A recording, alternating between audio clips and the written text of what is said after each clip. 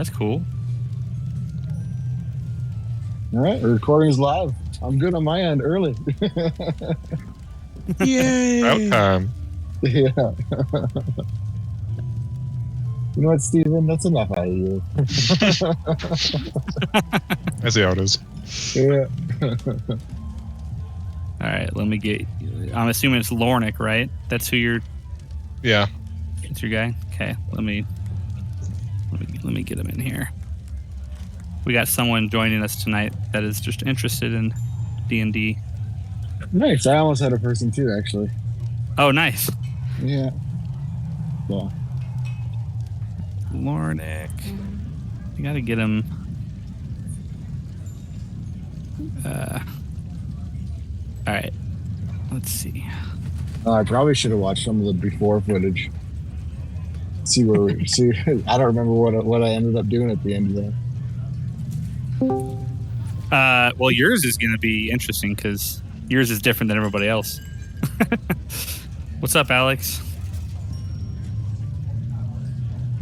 Hi. You might not actually be able to invite him. You might have to invite him.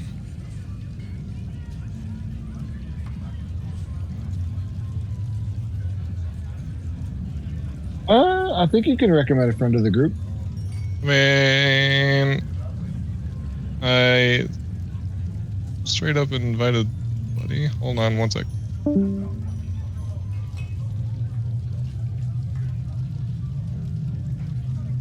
Yeah, if you right click on their name, there's an invite to server. Oh, he left.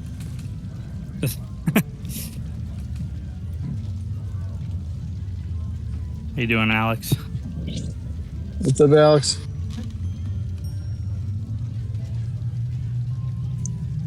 What's up? Oh, this channel might be locked. Might be why. Yeah, that's what I was saying. So I'm going to. Yeah, let me pull him in.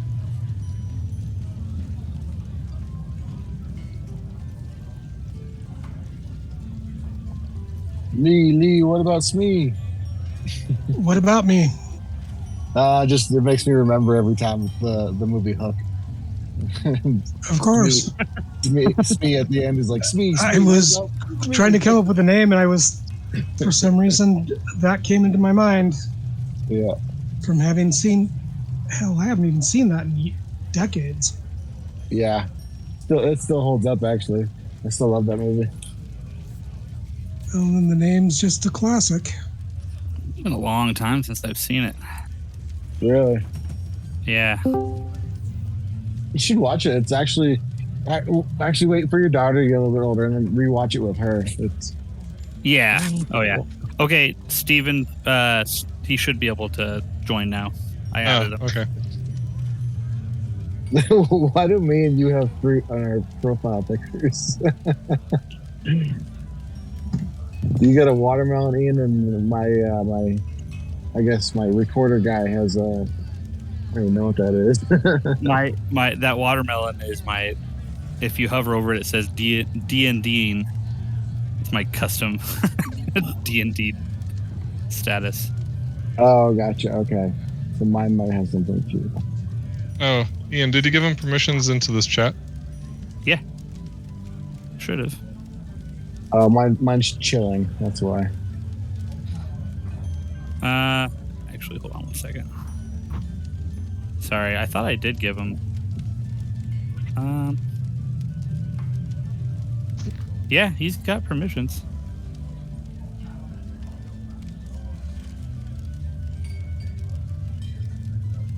I think. I don't see him on the. I see him on the Discord line, but I don't see him. Well, he obviously hasn't joined this, so. Yeah, so Ian, if you look on the right column, it shows all the people who's got permission to that channel. So I don't think you gave him permissions. Because we're missing Althea and Kintram. Those are the only two that's offline.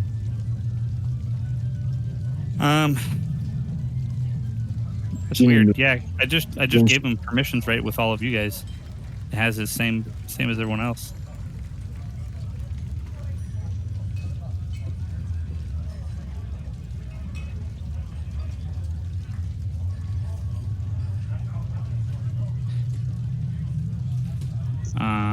It says he's got no roles. Yeah, nobody has a role. It's all just Oh, like, really? yeah. No, I've got a role that's called the Oh. party. Oh, that's right. You do. Okay, wait. Sorry. It's what is? He's what all the role way do at you the have? bottom. That's why. Yeah, I'll put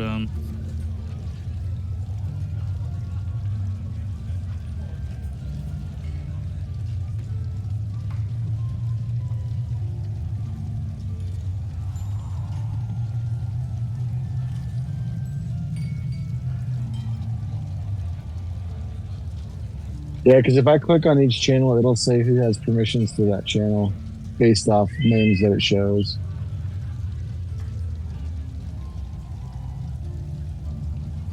Okay, the only one who won't have permissions to it looks like is recording. Yeah, that's what I'm saying. I could have sworn I gave him. Can you drag him in here? You just force somebody to talk. Actually, I think you can invite him in because he's your friend and he's in a part of the server now. Yeah.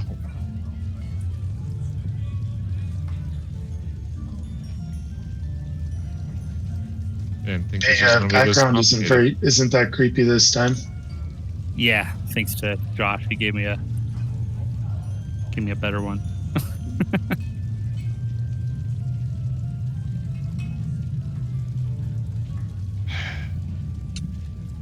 Okay.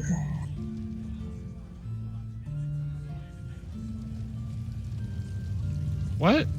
No, it says he's in, like, from the picture that he sent me, it shows that he's in this chat, but he's not in this chat.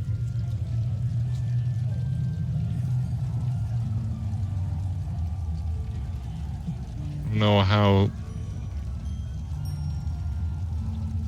He could be in the Curse of Strahd chat. Well, it shows that he's in the Curse of Strahd chat, but in the picture that he sent me, he's in the chat with all of us. Well, he definitely is not, because I can see him here and none of us can hear him. He's in the wrong chat. I sent it over to Ian.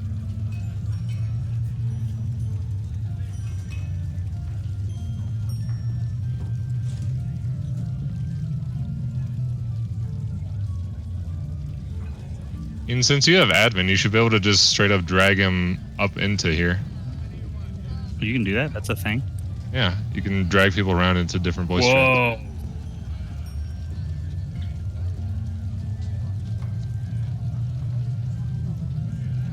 Fancy. Yeah, he's in the wrong one. Coming, buddy. There we go. There. I just dragged him in. Hello. What's up, Steve? Nice to meet you all.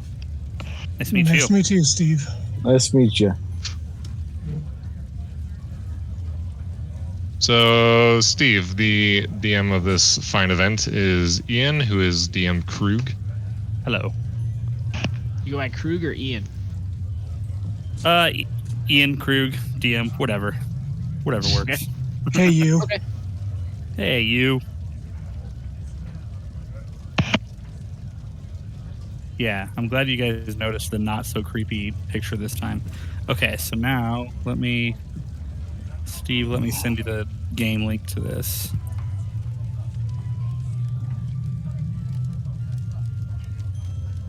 Let's see.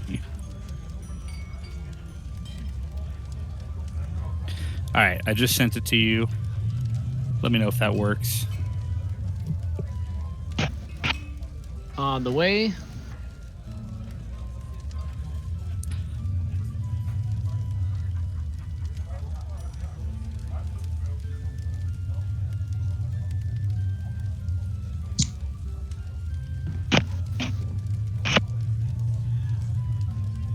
All right. Yeah, it worked. Cool.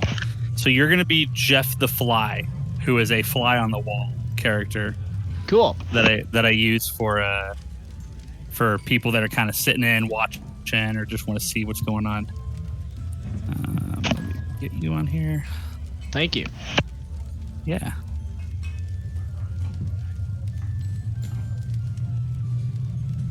All right, so that should pop up now under the players tab for you.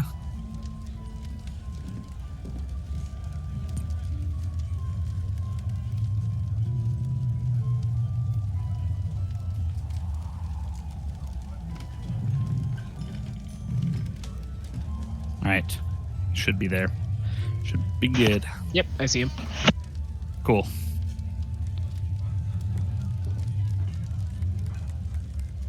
All right, I'll be right back, guys.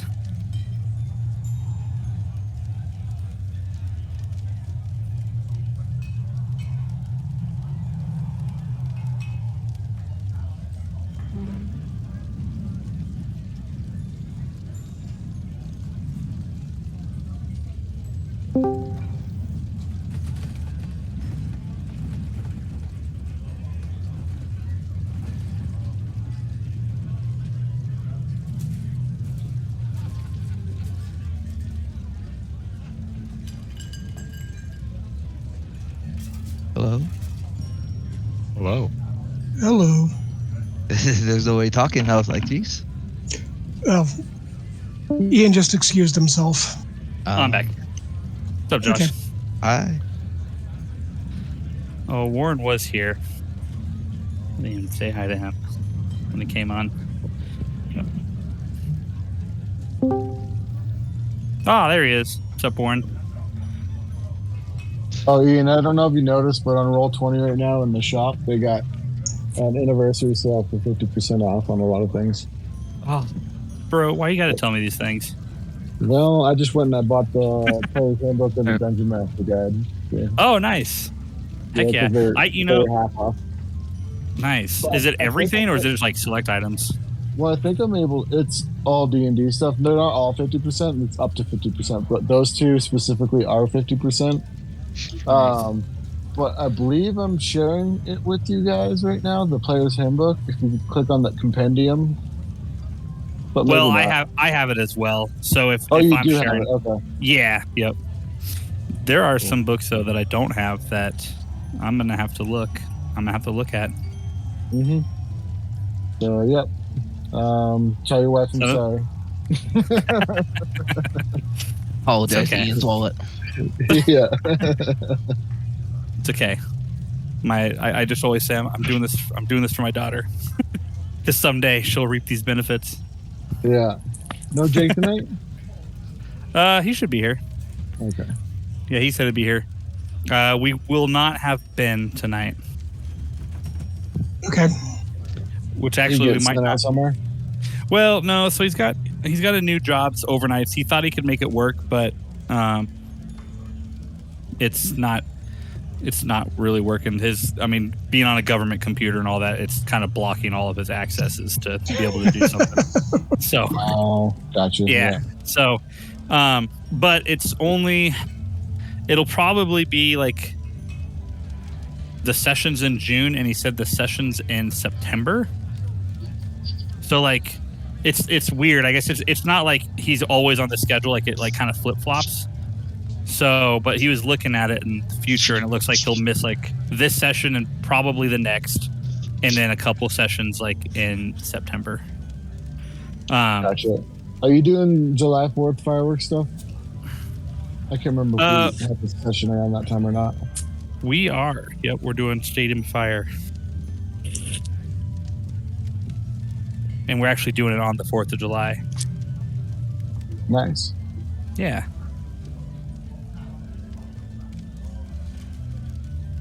Oh shoot! So I guess is this the weekend of the 6th? Then is that on or off? So far it's on. Okay, cool. Yeah, at least as of be gone a while. Yeah, no, as of now it's still on. So, I should be actually getting back like that day probably, or the day before. I think it'll be that day that I'll be getting back, but that won't hold me back. I'll still play. Yeah. I can unpack later. All right, I'm going to pull you guys all to the landing page so you can have a shot at... Oh, so Steve, since you're new here, by the way, everybody, there is someone named Steve here who is going to be representing Jeff the Fly. I'm a fly. He came from a prior game. Actually, a couple folks in this group now, Asterion and Bearded. Well, Steven. They were Jeff the Fly in my last campaign because they were interested in watching. And it worked because now they're here. So, anyway, so for you, Steve, what I do is I always get people here kind of on this, what I call theater of mind page. And then I pull them to the landing page. And when I pull them to the landing page, it kind of gives everybody an opportunity to find a hidden treasure chest on the landing page. And if they do, they get to roll a d20 and get some treasure out of it. Whoever finds it first. Found it. Oh, nice. I'm just joking. I'm just joking.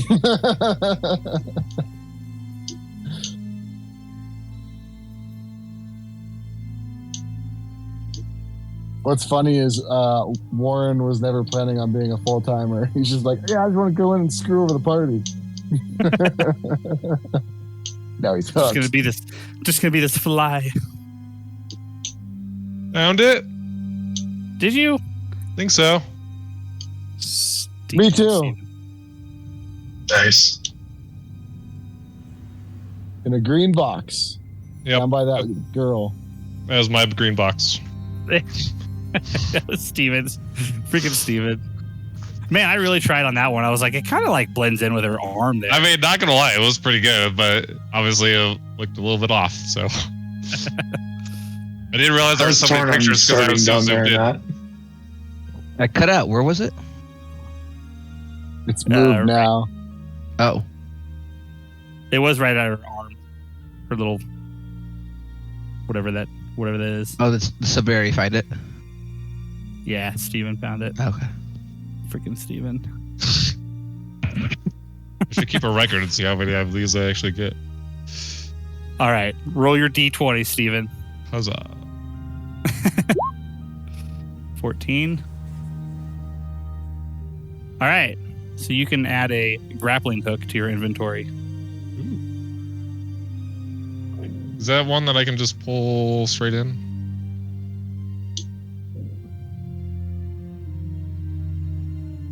One way to find out. Oh, yep, there it is. Cool, got it. Thank you. Yeah. I'm gonna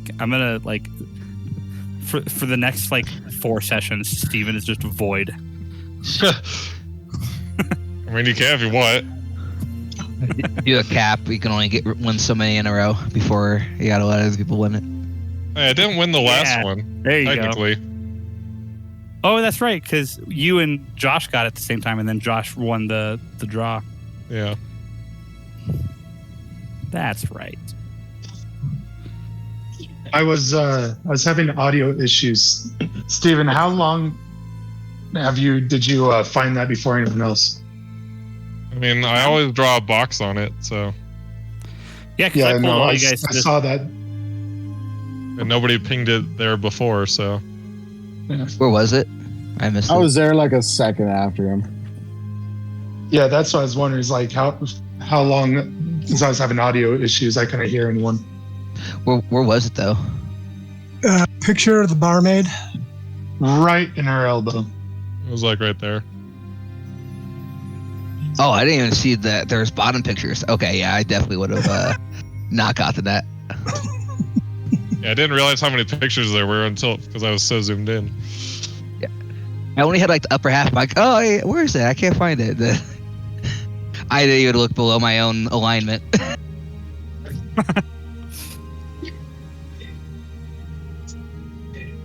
That's funny. I'll have to keep that in mind next time.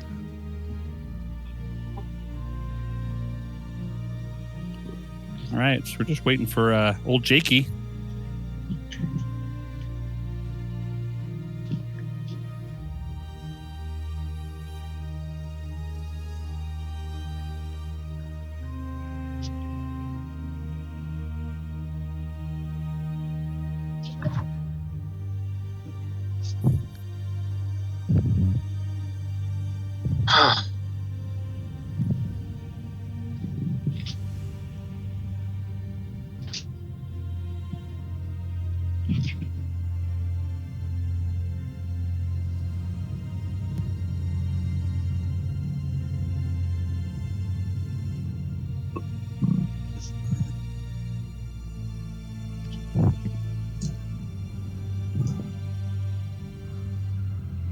Always fireworks, man. Is there a holiday going on today? I just ignorant to.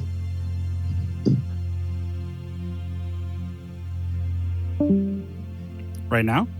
Yeah. I got a bunch of fireworks going off here.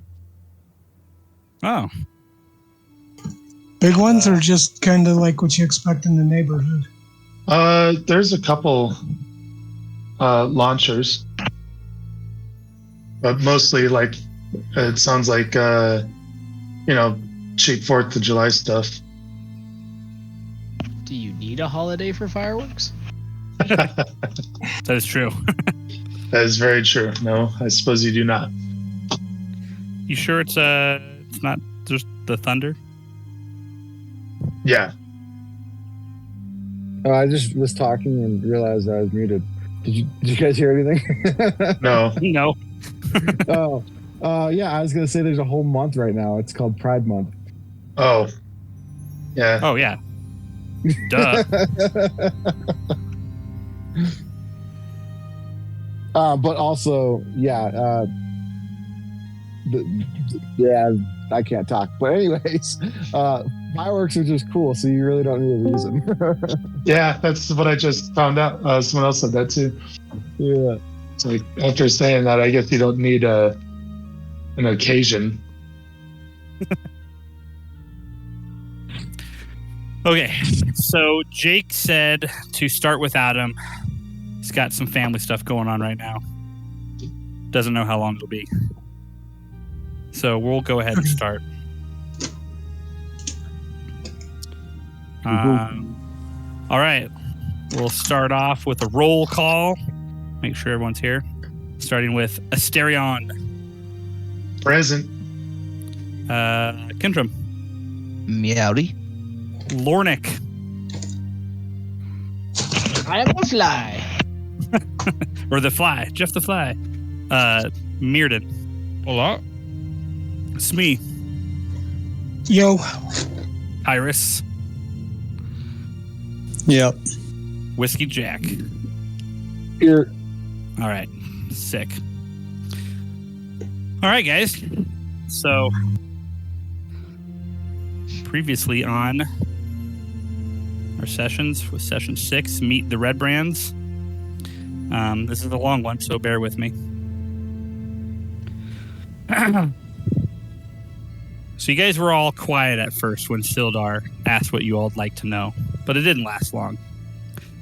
Jack and Mirrodin started the questions, and then the rest of you all joined in, except Tyrus. He seemed like his mind was elsewhere, on some other thoughts. Sildar was able to divulge quite a bit to you all. He spoke of the following. Him and Gundren have been to Phandalin a few times together.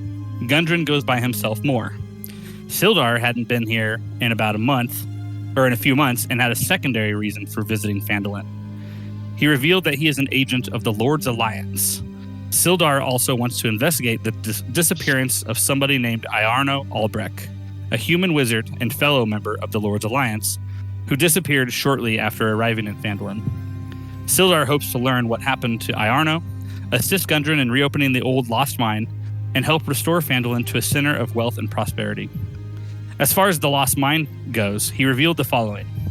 More than 500 years ago, clans of dwarves and gnomes made an agreement known as the Phandelver Pact, by which they would share a rich mine in a wondrous cavern known as Wave Echo Cave. In addition to its mineral wealth, the mine contained great magical power. Human spellcasters allied themselves with dwarves and gnomes to channel and bind that energy into a great forge called the Forge of Spells, where magic items could be crafted. Times were good, and the nearby town of Phandalin prospered as well. But disaster struck when bandits swept through the north and laid waste to all in their path. A powerful bandit force reinforced by evil mercenary wizards attacked Wave Echo Cave to seize its riches and magic treasures.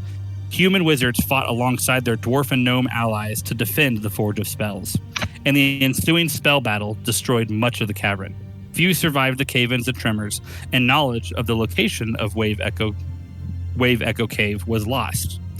After he told you this story, he then explains that he does not know who the Red Brands are, but he has a feeling they may have something to do with the disappearance of Iarno. Sildar also says that Gundren had a map showing the secret location of Wave Echo Cave, but the goblins took it when they captured him. Sildar believes that Clark, the bugbear leader in the cave, sent the map and Gundren to the leader of the Cragmaws at a place called Cragmaw Castle. Sildar doesn't know where that might be, but he suggests someone in Phandalin might know. He says that maybe the party's goblin friend might be of some help. Kintram says Blarg is nearby on the outskirts of town. After all this is explained, Jack also asks about his ship and somebody named Cheeks. Sildar explains he will talk to Jack about it in private, as he does have information. He also gives you all 10 gold each for his safe rescue. Jack then prompts you all to go find the Red Brands, as they seem to be the center of a lot of issues in Phandalin. He has also had quite a bit to drink, so he was ready for a fight. As you all are leaving, Sildar mentions the spider. Clark had orders to waylay Gundren. Sildar heard from the goblins that the spider sent word that the dwarf was to be brought to him. Sildar doesn't know who or what the spider is. During this whole interaction with Sildar, Jund was performing magic for the tavern. He did so well, he was able to get all of you guys, 3 nights of stay at the inn free of charge. You all leave and make way to the Sleeping Giant tap house, where the Red Brands were to be, except Tyrus. He hangs back, keeping to himself, and disappearing into the night. You all make your way to the tap house to find it disheveled, not well kept, dirty, and disgusting. As you all walk in, a group of 7 red-cloaked fiends all turn to you. One in the back starts yelling you all off. They name-call, even as you all are willing to, quote-unquote, talk to them. Kintram walks up to a table where a few of them are sitting, puts his hand down on the table, and one of the Red Brands leaves. They appeared to be weak. Finally, the fight broke out. It didn't last long, as you're all quick to take them down. As a couple of them went down, the supposed leader got obliterated by Kintram. Finally, after 30 seconds of combat, three of the Red Brands were left standing and had succumbed to Jack.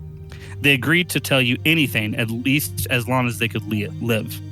This is what the Red Brands divulged to you all. The leader of the Red Brands is a human wizard known as Glassstaff, so named because his magic staff is made of glass. Glassstaff's chambers are in the western end of the stronghold, which is Tricinder Manor, which is located on the east side of Phandalin. They also tell you about a mysterious figure called the Spider, who hired the Red Brands to frighten off adventurers and intimidate the locals for reasons unknown. The Spider had sent bugbears to reinforce the Red Brands and provide extra muscle. Kintram then asks about the Dendrar family that went missing after the Red Brands killed the father Thel. They explain that the family is alive but kept captive at the manor. They also said to stay away from the big, hideous, quote-unquote, eye monster. After finding out quite a bit, you all decided to call it a night and head for the manor in the morning to try and tie up loose ends with this group of ruffians. You all go back to Stonehill End and find your rooms. Jack stays behind for unknown reasons, and when you return to the inn, Tyrus is still nowhere to be seen. Then you all close your eyes and rest. Okay. Any questions before we begin?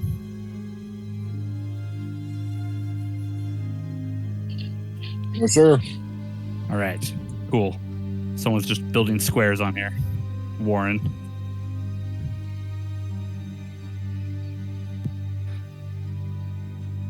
All right. So let me pull you guys back to the Stonehill. Actually, sorry. I'm going to pull you back to this one first. So, before we begin, hold on a second.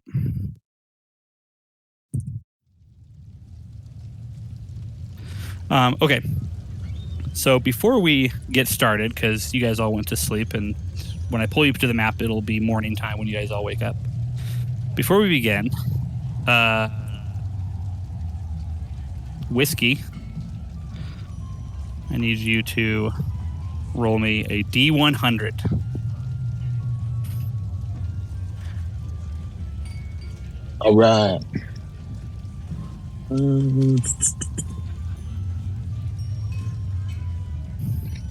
76.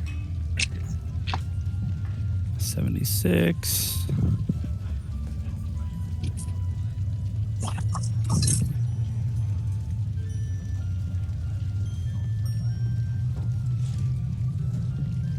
Oh, dang it. I think I can make this one work. We'll see.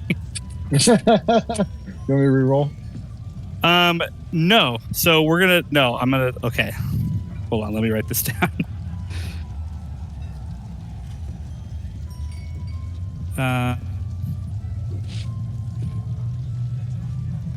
All right, now roll another D100.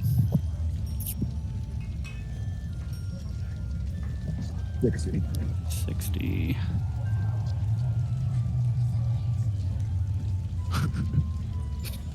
I'm going to modify these a little bit just because of where you guys are at. That's fine. All right. I have no idea what I'm rolling, so it's all to your discretion. I could go look it up, but I'm not going to. All right, roll another D100.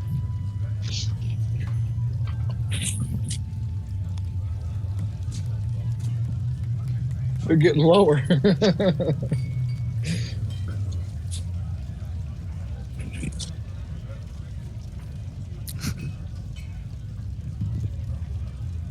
All right, one more. The silent chuckle. That's good. All right, one more. Okay. Another 42. All right. Hey, let's roll it again. Yeah, what are the chances of that? 1 in 100. Yeah. 43. Oh, jeez.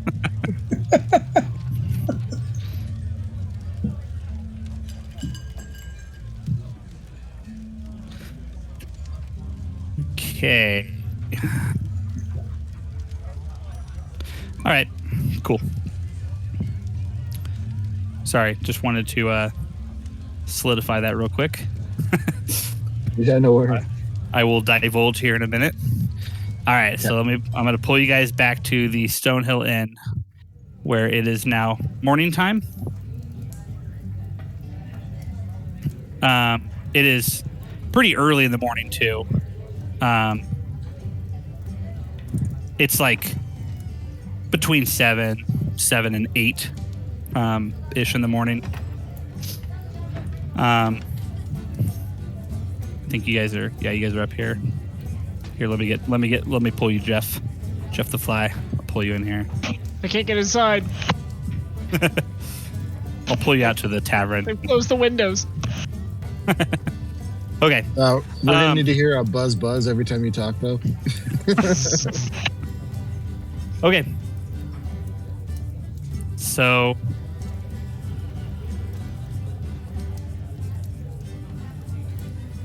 first, we're gonna start with the room up here real quick, which has Mirden, Jund, and Smee. Oh, well, Jund's not here, so he's just gonna join you guys for whatever you guys decide to do. So you guys wake up. You guys feel refreshed. You all slept very comfortably throughout the night. You three, what do you do? well, feeling hungry, so let's go out and see what they're got ready for breakfast. Yeah, sounds good. I can't really think of any morning routine that I would have.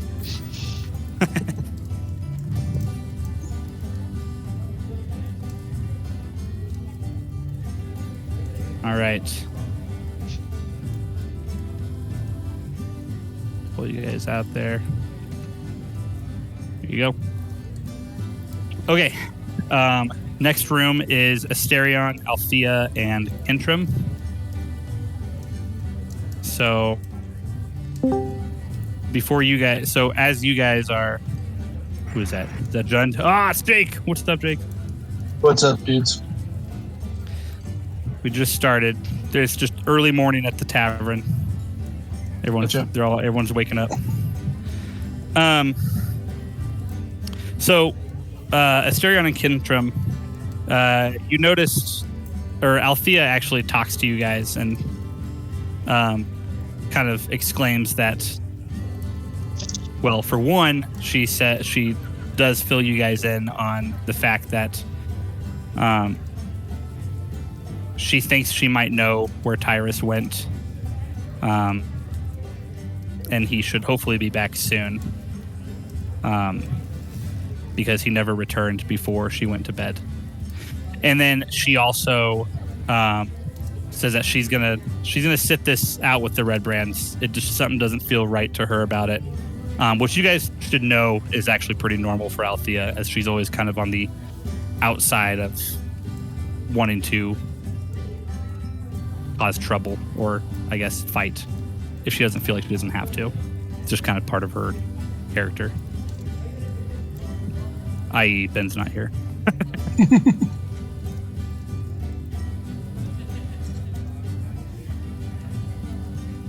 So yeah, do you guys go out? Sorry, I guess I should have asked that before. Yeah.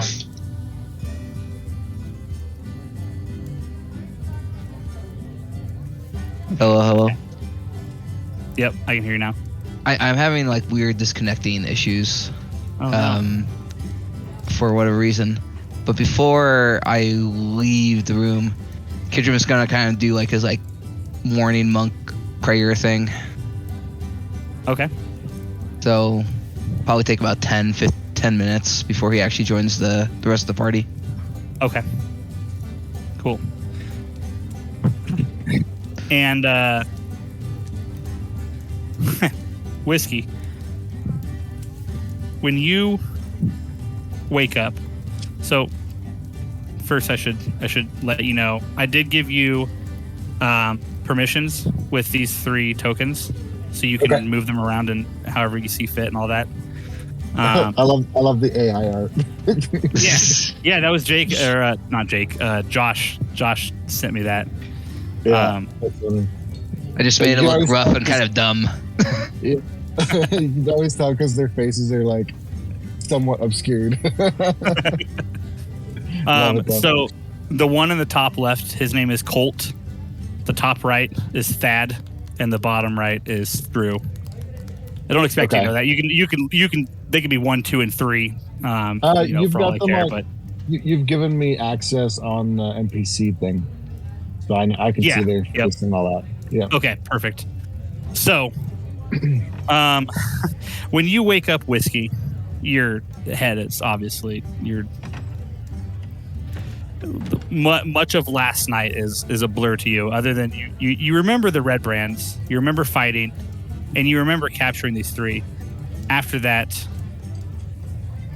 you guys went back to drink some more. You went back to drink some more at the bar, and after taking your first shot, the rest is kind of blacked out. When you woke up, though, a few things kind of throw you off guard. For one, you're wearing a wedding band. Captive number 1, Colt, is also wearing a wedding band. All right. It's Pride Month. Yeah, and he's got bruises all over his body. Now, you might think this could be from, maybe the fight that you guys had last night, but you're not sure. The bruises look very odd locations. The one on the top right, he's passed out on the ground. He's just missing a boot. And he's also got bruising all over his body, especially his foot where his boot was. Captive number 3, down here in the bottom right, he is 100% completely naked, and you can't see his clothes anywhere. This is getting real gay. It is Pride Month. Hey. As you're taking in all this in, you kind of look around on the bed, seeing if anything else seems a little off, and you realize that some of your coin is also gone, and so much so that it feels significantly lighter in your coin pouch. Okay. What am I down to? So you'll be at... Oh, sorry. I actually forgot to pull it out. So...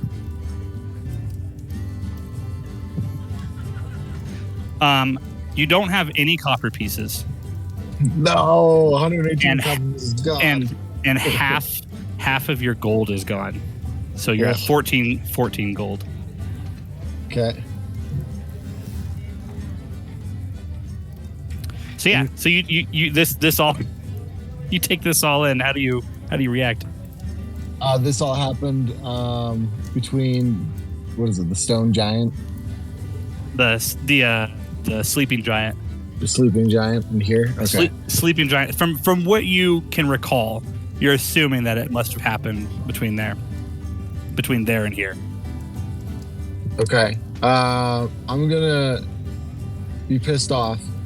I'm gonna walk and kick these other guys to be awake, and I'm gonna start demanding information of whatever happened last night. We're looking at a hangover situation here, and I want to know what the hell's up. So whoever Mike Tyson is, I'm gonna knock him out. So you kick them, and all three of them kind of look up, very like in a haze at first, right at you, and then realize like, oh shoot, he looks mad, and they all kind of like hop to stand up, and like kind of like at an attention because they remember the deal that you made with them. And as they do that, you can see the one that's totally naked like looks down, covers himself up, and the other one is who gave you permission to do that? But it was you, sir. It was you. You told me. I paraded around the whole town like this. Yeah, it sounds like something I'd do. Okay. You kept calling me a dog, telling me to bark. And did you? Well, yes. I don't want to die. Okay. And then I kind of move on from him and over to the other two, just get answers about whatever the hell's going on with them. This guy clearly listens to orders. Yeah. So yeah, the other one. And I give him the sheet from that bed. Just cover him nice. Yeah. So the other ones respond and they say, "Well, sir, we all were barking like dogs. You had his clothes. You tied him in a leash. We were all around town barking like dogs. The townsfolk laughed at us. They threw stuff at our faces, threw stuff at our bodies. And poor Thad here, I don't know where his boot went. Some dog came and grabbed it and ran it off. A real dog, I should say. And sir, I also hate to be the bearer of bad news, but I think you and I got married." And he like quickly pulls the ring off and hands it to you. He's like, "I know it wasn't real. I know it was real. I know it was fake. I know you were just pretending. But here, you can have it back." And when he hands it to you too, you notice that it's not even like a wedding band. It like just looks like some pieces of cloth like painted yellow, just like tied around his finger. Yeah, gonna take that back. And then also as far as the boot, I'm just gonna tell him, serves him right for losing to a dog when he's supposed to be a dog. Yes, I agree. You're right. But I'm gonna bring up the lost wages. Where did all the money go? Well, you donated them, sir. We went to that shrine. You gave them to the lady at the shrine. She was very thankful. How drunk was I? Well, sir, you were basically gone. You were just calling yourself whiskey. We tried calling you Jack, and you hit us. Yeah, we're gonna pack our things and go to the shrine and get our money back. Yeah, sir. Yes, absolutely. We can do that. Yeah, I don't think I've got extra clothes for this dude. I'm gonna give, I don't know, how much is clothes? I'm gonna give him 5 silver pieces to go get some new clothes. And thank you, sir. Thank you. The other guy, I tell him, and he doesn't know where to put it. He's just like holding like up your bed sheet like with one arm, and he's holding out his other hand with the silver pieces in it. Yeah, he's gonna have to figure that out.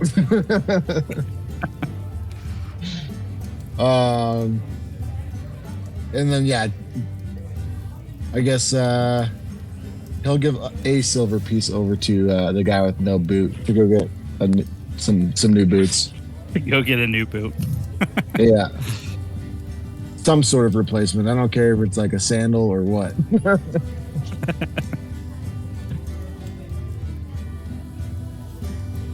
I deducted those amounts from my inventory. Cool. And he is very gracious. And so yeah, I guess our plan would be to go to that shrine and try to get money back. Because Jack's not that giving. And him waking up to that realization and knowing where to go get it, he's gonna try at least. Do you head out with them or do you go by yourself? Like, with them. Yeah. Okay. Bring the muscle. And are you going straight out of the end, like not doing anything else, just going straight out to go get your money?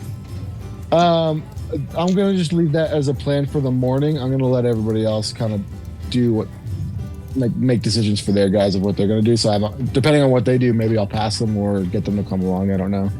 Okay. Yeah. I don't want to hog the whole first part of this. No, you're good. So the rest of you guys, after you guys, so you guys all go out to the tavern, and it seems like or to the inn, I guess, a little bit less crowded than it was at nighttime, but you see some familiar faces. You also notice in the kind of against the wall, where you guys all were talking with Sildar before, at that table is Tyrus. And he's just sitting there, kind of leaned up against the wall. And there's like dried blood all over the table and like around him, like on his boots, on his gloves. And you guys can't tell if he's awake or asleep just because of how elves are. But he seems to be sitting there, just chilling.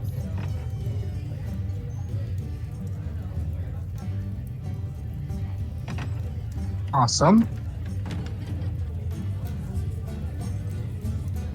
I will go. Am I muted or no? No, you're good. I can hear you. Okay. Sweet. I will go up and elf to elf just kind of sit down, see if I can tell what's going on. And you get up there, and Tyrus doesn't even really budge. He's just sitting there, just chilling. Just chilling. Can I chilling. tell if he's like one of the like sleepy trance things or not? So my mic went out like literally right when it was important for my character. Oh, So sorry, buddy. I don't know what shit. happened. Right. It just like my audio just went out for like 5 seconds there. Mine's been doing that too. No worries.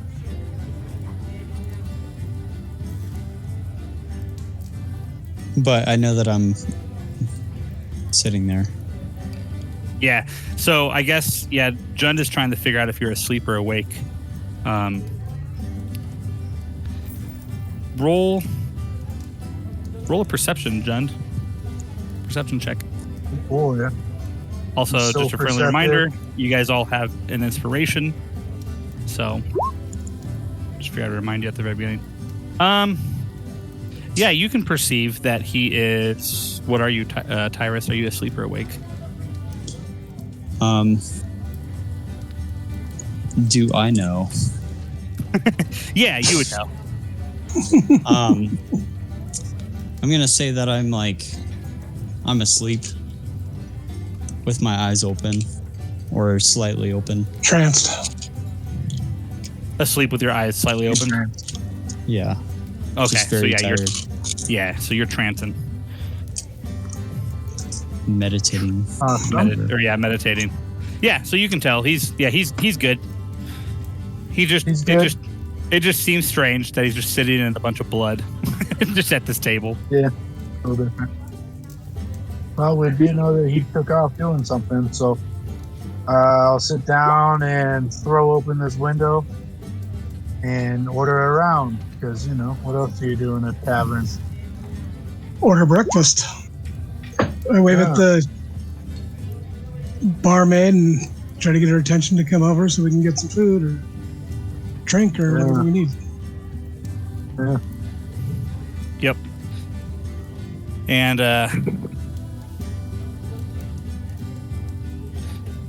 Yeah, so you guys sit down at that same table with Tyrus.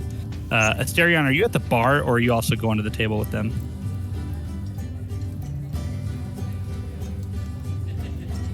I was just at the bar grabbing a drink, but I can observe that the group is sitting down, and I also choose to sit on this side because I don't want to sit in all the blood.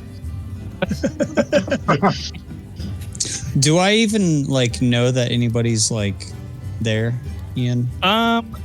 Do a perception check, and you'll have advantage. Okay. Hold on.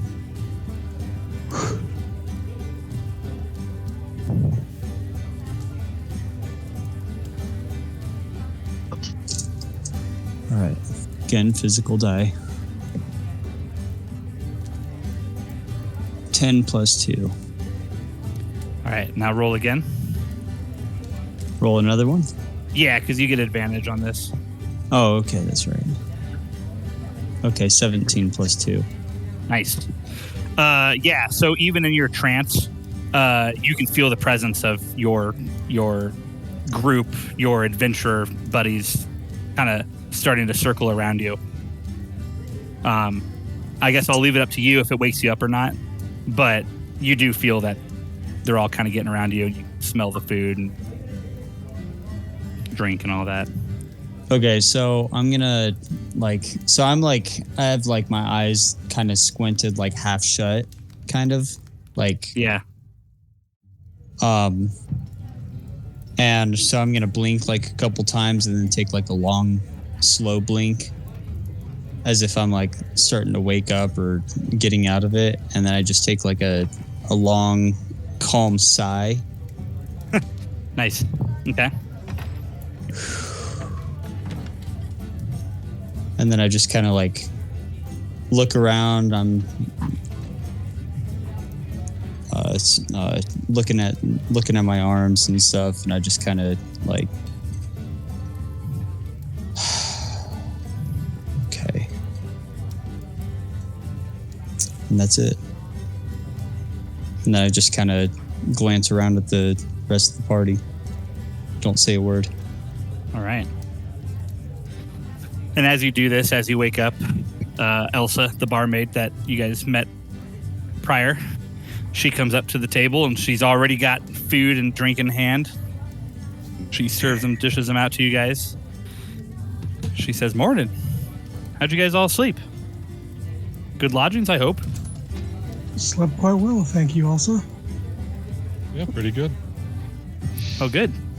I really hope your whiskey friend is okay. He had quite the night. Oh, what did he do? So we all heard. Well, he brought some red brands in here. One of them, I dare say, wasn't wearing any clothes. They were on the floor. He kept calling them dogs and telling them to bark. And they got back to their room. And he kind of shoved them in there and kicked them and closed the door, and I just heard laughing after that. I hope he's okay. But anyway, here's some food and drink for him if he comes out. I didn't pour him any alcohol. It is early in the morning, and seeing where it got him last night, I don't know if he wants this that early in the morning. But if he changes his mind, just holler me down. All right, we'll let him know. Thank you. And then she drops off the food and drink. She heads back to the bar. About this time, probably be when Kintrum's coming out. Oh, sorry. Yeah, I was gonna say, yeah, that's also when whiskey's coming down too. With the people. Well, I'll let Kintrum do his thing first. I'll tell you stuff what happened later, Ian, but I would actually like to look out the window as Kintrum to just see if I see anything. Okay. Yeah, you don't even need to roll anything for that. Yeah, looking outside, you don't see anything. Okay. It just seems like a very busy, bustling town this early in the morning. All right. Another day, another dollar. And Kintram goes out the way. And as soon as you go out the door is when Whiskey opens his door because he's right across the hall from you. And he's got the 3 Red Brand captives. 2 of them are heavily bruised, and one of them is wearing a bed sheet. And he's kind of got them. He's pulling them with him down the hall as well. Right, Whiskey? Is that what you were going to do? Yeah, they're coming with me. And as they go past, Kintram just kind of goes like, rough night. I'm still figuring it out.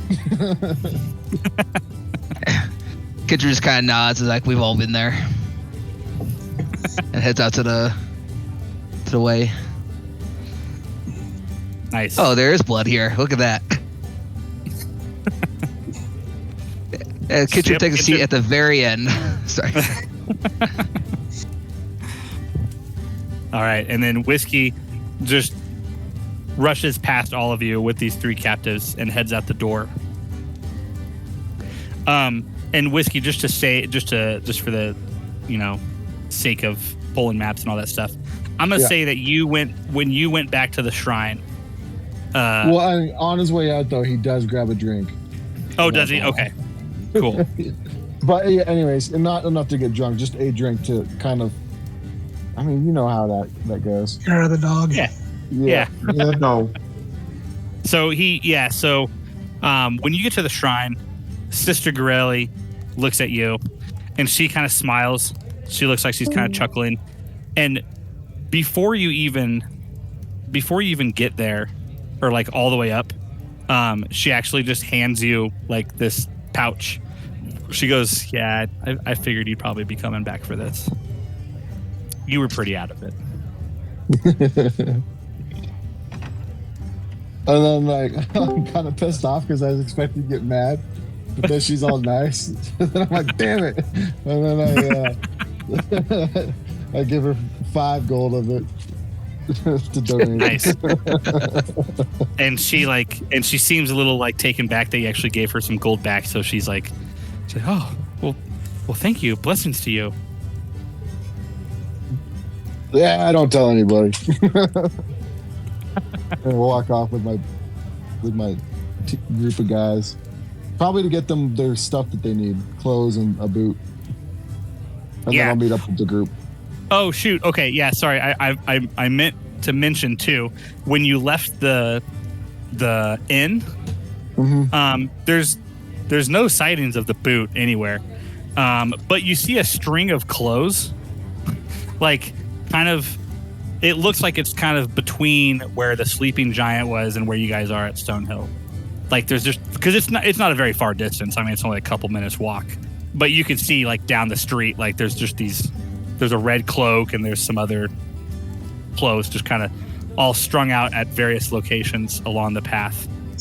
Okay. Like no one's picked them up. They're just all on the side. Some people are walking around them, especially the red cloak. All right, I'll still let those guys have the money that they earned. But the boot is still lost. You still cannot find the boot. Okay, so he'll go buy that boot with that money then. Yeah. Yep.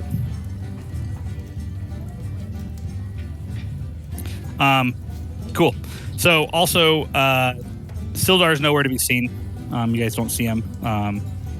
You guys just think that he might be still in his room or whatever, but he's because he's got like kind of a permanent room here. He explained to you guys, but you don't see him just out here in the bar. So cool. Okay, so after all of your escapading around Whiskey, do you go back to the inn with the captives? Yeah.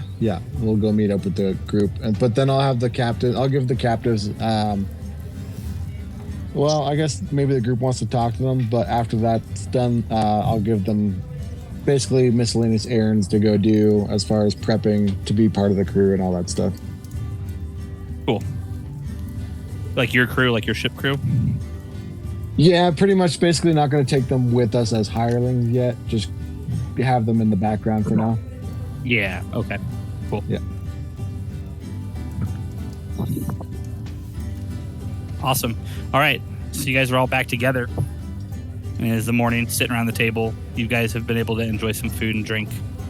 What do you guys do from here? Ian. Yeah.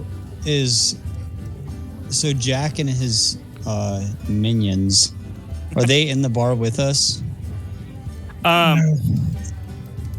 You saw them when Jack walked through. I guess, yeah, Jack, when you bring them back, do you just come back because they're now doing errands? Yeah. Mhm. Okay. Cool. Yeah, and it'll probably just be, I don't know. I guess I'd have to look up what hirelings do, in the background with D&D. Sure. Yeah. Did they ever come to the table? They would have walked past the table with whiskey when he walked up to get a drink, and then walked back out of the bar. So you would have seen them. Oh, okay. So they're not like with us right now or anything. No. Okay. No, I Never think mind. just whiskey is with you guys.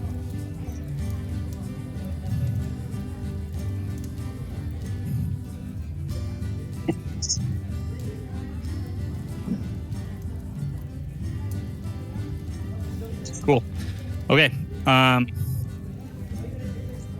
after eating a little bit, I kind of go, "Hey, Tyrus, is that any of your blood or is it someone else's?"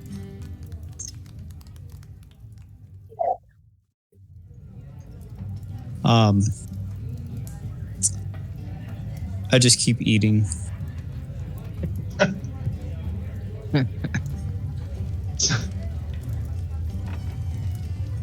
So are we really not going to talk about the elephant in the room?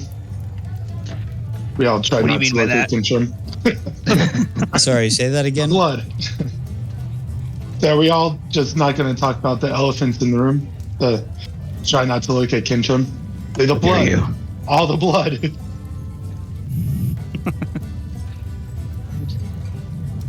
And then I'm like still just munching on my food. Hold on, guys. I'm gonna mute myself real quick. I kind of glance at my arms, and while I'm chewing, I'm just like, "It's not mine."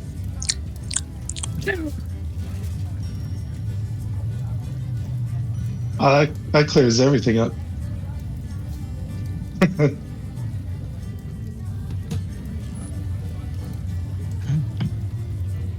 We need to worry about more red brands. I hesitate at first, but then I I just nod my head no.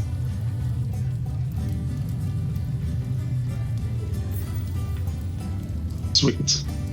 Well, Sorry, what was the question, Asterion, that you just asked? If we need to worry about any more red brands. Oh, nice. Okay. can I insight check Tyrus? Sure. Yeah, absolutely.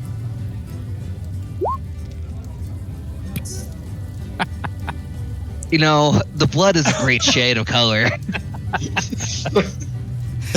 You can't you cannot tell if what he's saying is true or not true, but at all. Like, so much so that you start to wonder if this is your blood or someone else's blood. Like, maybe it came from you, and coming out of your room, you just don't remember because of your prayer and whatnot. You have no idea. Yeah, he seems to be telling the truth. Kintrim's eyes are darting, and he looks like that that meme of like the math equations kind of going in his head. Yeah.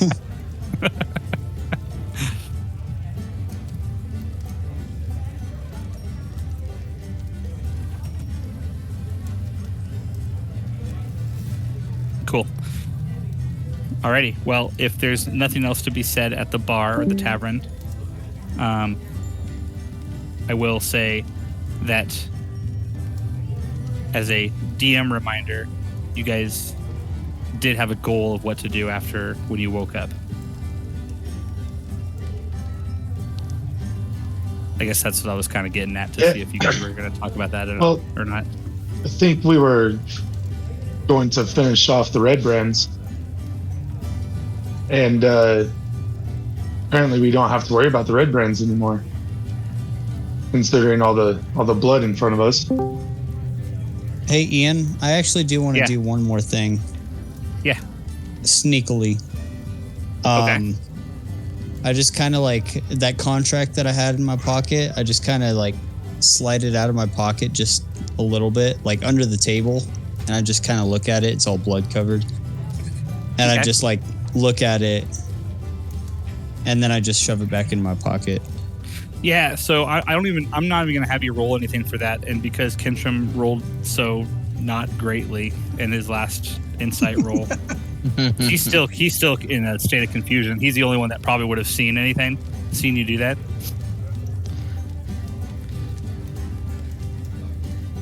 Okay. Wait, I saw him do that, or I'm just kind of like zoned out? No, you didn't. Oh, you're zoned Okay. out. Yeah, you didn't see him. Yeah. So yeah, you were successful, Iris. Cool.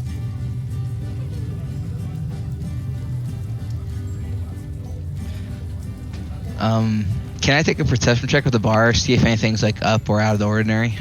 Yeah. Other than this guy in the corner with his frying pan and out of place attire. Great. This is a wonderful wood paneling we have here. Yeah, no, yeah. It looks everything seems legit. Yeah, you can't really see a whole lot, or you can't really sense a whole lot outside of this bar or outside of this tavern area. He's got a lot of morning grogginess.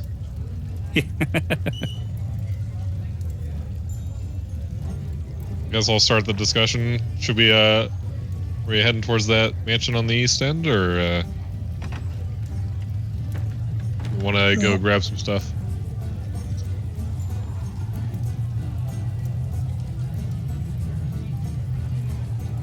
Yeah, I mean, I'm pretty much ready to head out. I don't think I need to go get anything.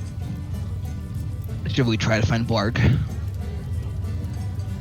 Yeah. I don't know what he might know, but Maybe you We know always something find about more. the spider, potentially? yeah, Maybe even Blaststaff? I wrote Kentrim notes, so I am going to double check those real quick.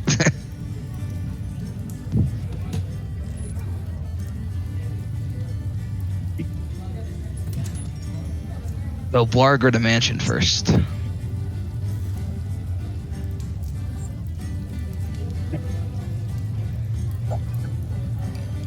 Blarg was pretty helpful.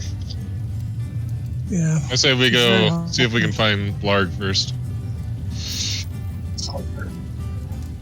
Plus, it may let us find a different way than the front door to that manor house. So we just go straight Exactly. to the manor house. They're gonna probably try to pile as many people on us as they can.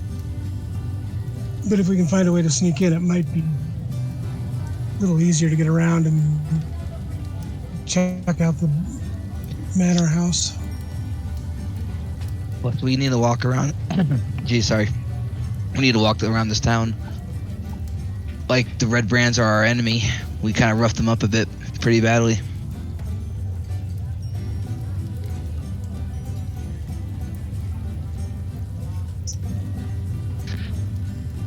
All right. Well, Should we go try to find Blarg?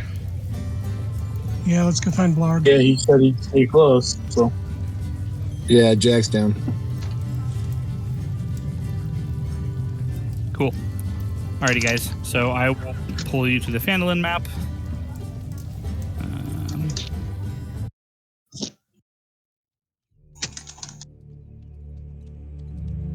All right. So again, you guys are right there at the Stonehill Inn. So you can see all the locations that you guys know of or have been to already. There's a couple other locations that you don't know of or haven't been to that are still here on this map, but new one that kind of opened up, I guess, for you guys since you went to the Sleeping Giant is the Jacinda Manor, which is not that far away from you guys. Again, let's see if this measuring tool is correct on here. 483 feet from you guys. So, not far. But you guys stand outside. And, yeah, it's just a bustling town. Lots of children running around playing. Everything seems to be in order, as it did when you guys first arrived. Everyone seems happy. There's still, you can see all the Red Brand Keep Out posters kind of plastered all over some of the buildings, and the makeshift signs that people have made. But yeah, everything seems pretty normal. Just like a normal morning for you all here in Phandalin.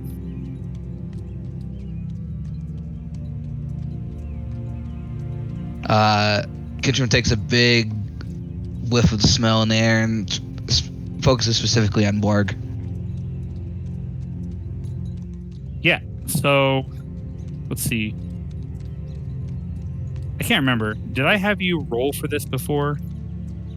Or was it just one of your like features that you have?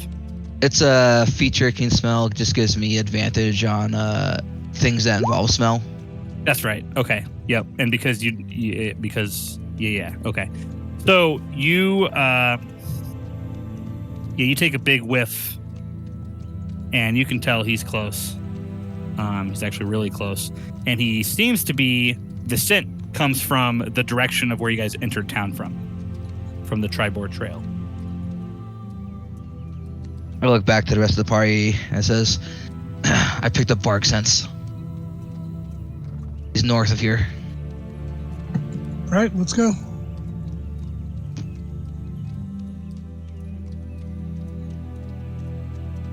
Alrighty.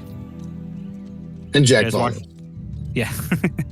So you guys walk through the town, pass by the smithy, Barthen's Provisions, walk up to where there's like some small little farmhouses, and you get right outside the outskirts of town, like just past the town of Phandalin sign, and you. As you're doing this, Kintram, I assume you're kind of using your scent to, continue seeing how close he might be or what direction he might be. Like my trunk's like curved up in the air, like, doing its thing, sniffing around. Yeah. So you guys get to the location where when you entered town, you guys found Jack and Asterion passed out.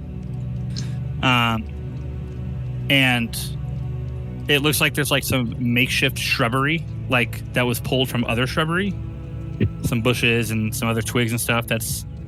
And there's like a slight snoring going on underneath this shrubbery by this tree, and your scent is stronger than ever, and kind of gives you the thinking that this might be Blarg like hiding. I look in the bush. Yeah, you open it, and yeah, there's Blarg, and as soon as he as soon as you pull that, he kind of jumps to his feet, and he's kind of like, no, I'm sorry, I don't mean to be here. I just, oh wait, Kintram, you guys came back. We did. How are you? I'm good. I haven't done a whole lot. I've just slept and ate some food over here, but I've been trying to stay hidden. There's been a few people who've gone down this road I've had to hide. But I've been okay. No trouble. Like, that's good. We appreciate you staying by. Well, I told you I would. I can't go back on my word. You helped me. I can help you. This is where Kentrim kind of like gets down on his knee because, goblin height, Loxton height, very different. puts his arm kind of right around him, pulls him in, like, "Hey, listen, I got a question for you. Yeah, what's going on? What do you know about the spider?" The spider. I don't know much about the spider. All I know is that name has come up quite a bit. I've heard of the spider when we took Gundren. We took your dwarf friend. But that's it. No information on who he could be or she, I don't. where they are. I don't know. My best bet would be the castle. Would be at Kragma's castle. But again, it's been a while since I've been there. I was in the cave for quite some time. I look to the rest of the party like a father who's disappointed with his son, and I kind of like gesture to see if they want to ask their questions.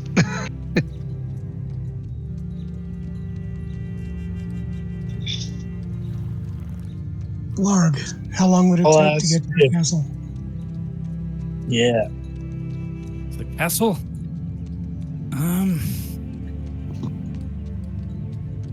Is it 2 days away, 3 days, or less? Sorry, I'm measuring real quick.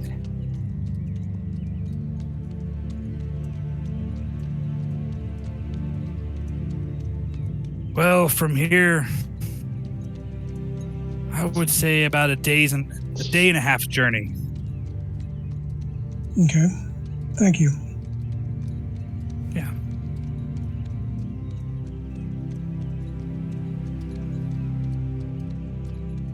Anybody else? I guarantee the spider, whatever he or she or it is probably there.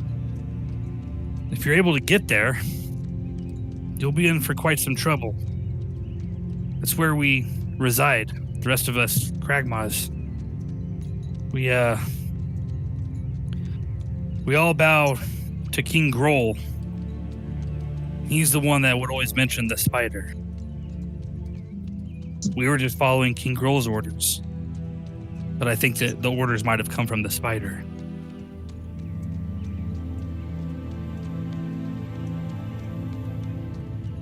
I'll ask if he can get us in there undetected, like if he knows hidden back way in or something like that. To the castle? Yeah. I think I could get you in. We could definitely arrange that. As far as a back way, I'd have to think on that. Like I said, it's been a while since I've been there. I think there is a location though. I think there is somewhere in the back we could probably get through. You don't have to storm the entrance.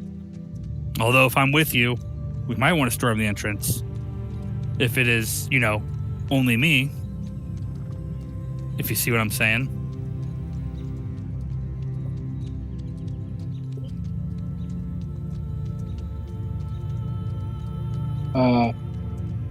Yeah, I guess. I don't really see what you're saying, but you mean like we can't all fit through like the back way or something? No, use me as bait. I'm one of them. Oh. I kind of like Larg. I don't really think I want to do that. Oh, I'll be fine. I'm a goblin. We rough each other up all the time.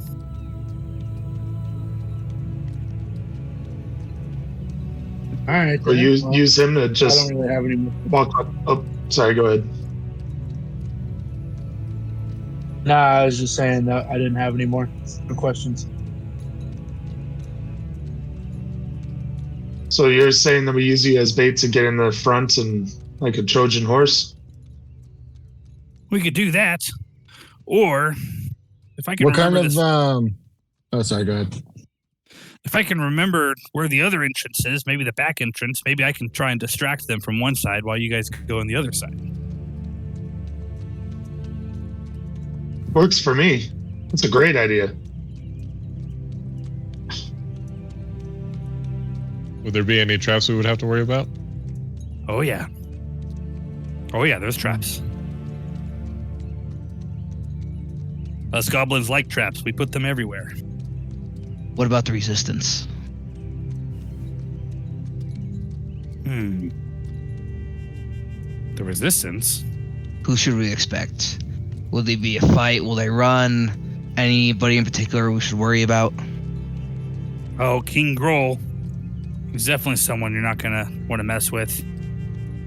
Lots of goblins. There's a few of us hobgoblins, but I'm not a big fan of the hobgoblins. A lot of goblins. King Grohl, he is not a goblin. He's a bugbear. Must be weary of him. There's also some wolves that hang around King Grohl.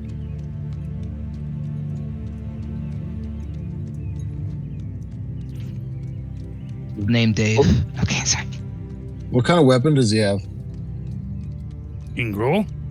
No, Blarg. Oh, he's just got like a what is it? Let me check real quick. Scimitar. Yeah, it's a scimitar. He's got a scimitar and a bow, a short bow.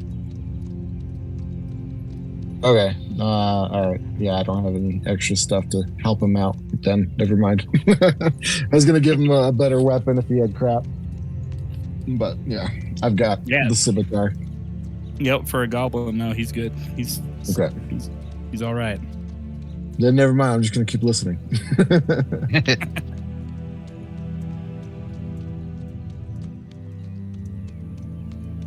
Org, didn't you say this is where the green eyes come from?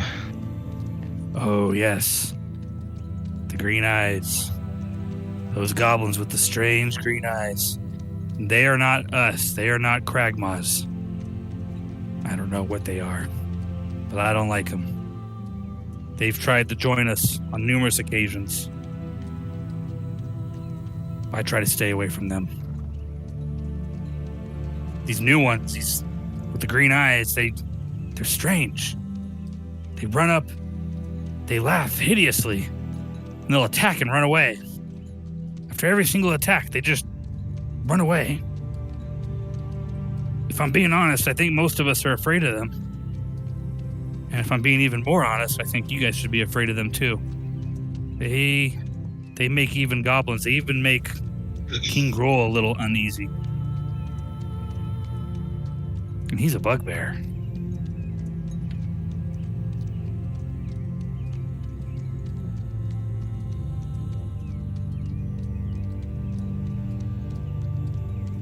Are you guys going to the castle now? That was what I was proposing to the party. Like, shall we go? Well, as a DM, I'm asking, are you guys going to the castle or are you still going back to the manor? Let's deal with the stuff in town first. Okay. I think just let's make sure that we've got all the red brands taken care of before we disappear. Because see if we have a mess to clean up from Tyrus. Well, yeah, and I think they gave us information as to a bigger cell, didn't they? Of people. And at the manor? Yeah. Yeah, we need to check into the woodworkers family. Yeah, the woodworkers family, they said, is there. Okay. And then obviously the red brands themselves, that's like their hideout. And they also told you that the red brand's leader is also there. And then to stay away from something, the big hideous eye monster is what they said. Maybe Jack can recruit an army and we can go take on the goblins with all the red brands. Okay. Jack is just going to convince all of the red brands to join. I just recruit the whole town and we just march as one. Yep. Mob. Well, All if right, there's more Ian. business you guys need. Yeah, go ahead. So we're up by the Tribord Trail, right? Yeah, yep. Yeah. As we left the inn, I like keep kind of like looking at my arms, but then forgetting about it. Like, kind of, I don't know. And but when I get up there, I want to do like an investigation just to see if I can like grab a cloth off of something. Like, so I'm like, I should probably clean my arms off. Yeah, sure. Yeah, you can do. So that's what I'm doing in the meantime. Yeah. Go ahead and roll an investigation check.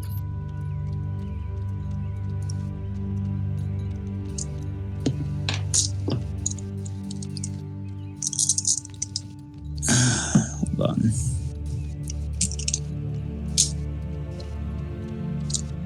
I'm gonna do this one digitally because I dropped my dice.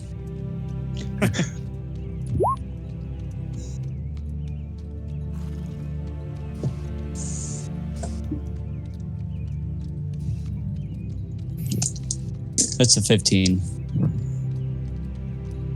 15? Yeah, you're able to find some. You're able to Just find like a some towel cloth. or something. Yeah. Yep. Yeah, you're able to find that. All right. Well, then I'm gonna clean myself up. In the meantime, that's it. Cool. We appreciate it.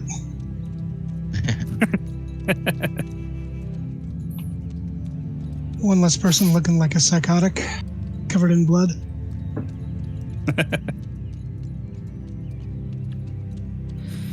Okay.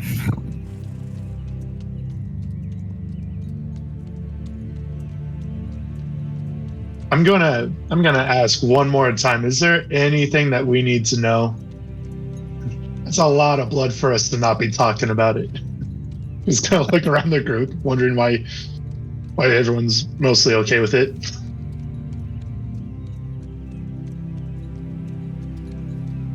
Gintry Are would you probably asking- agree.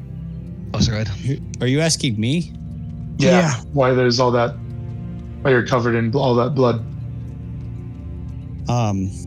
Okay, so as you ask that, I'm just kind of like cleaning up the last little bits of it. And I just kind of like glance at you and I say, it's done. Don't worry about it.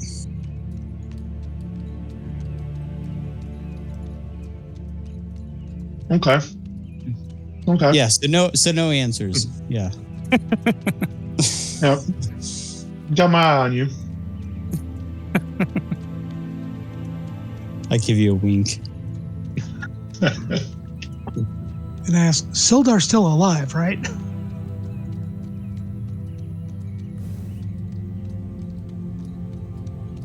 What, to me? Yeah.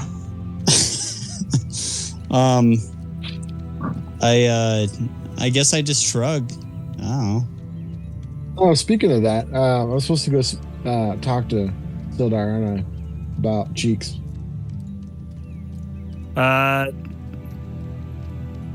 Or is that another session that you need ready? Yeah, I probably need it. Okay. I probably need. Yeah, I need Okay, some cool. time on that one. Cool. In that case, never mind. Jack Sorry. thinks about it and is like, "Oh no, we gotta go kill people." We gotta go kill people. I love it.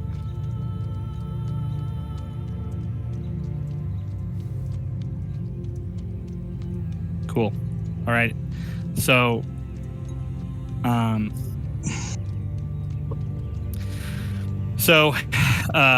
Blarg, before you guys leave, he says it lets you guys know that he will just be staying up there in that location, by that his little makeshift hideout.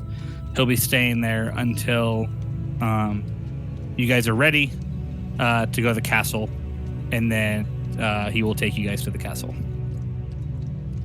Before he does that, I kind of grab his face and squish it towards me, like, be safe, Barg, survive, we need you, and then I let him go. He reciprocates it. Yeah. Cool. All right.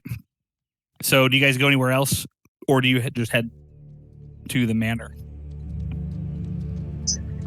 I think heading to the manor is best. Just go hit Yep. it. Okay. Okay. Cool. and it's still early in the morning. It's about 9 by this point. You guys have been out and eating and all that for a couple hours. So on you guys' way to the manor, and you pass the Sleeping Giant or the Sleeping Giant type house. Jack, go ahead and do a perception check for me. All right.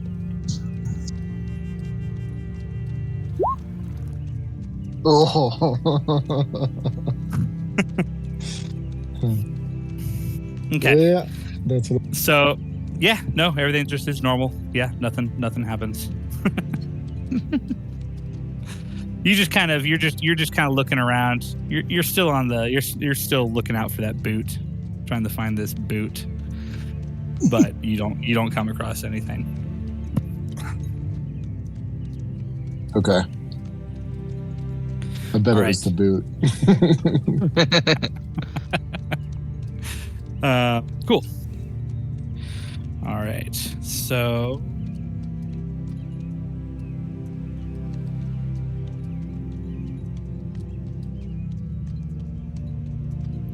all right.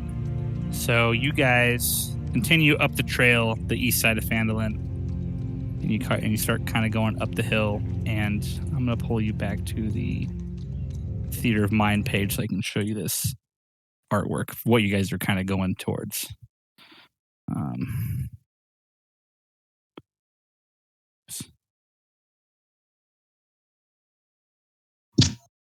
Oh, a wild fly appeared.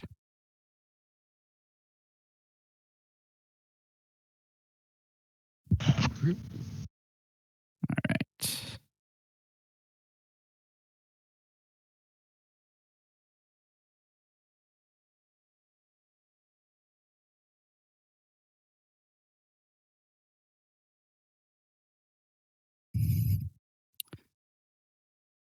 Not in the best of shape, is it? What's that? It's not in the best of shape. Oh, yeah. No, it's not.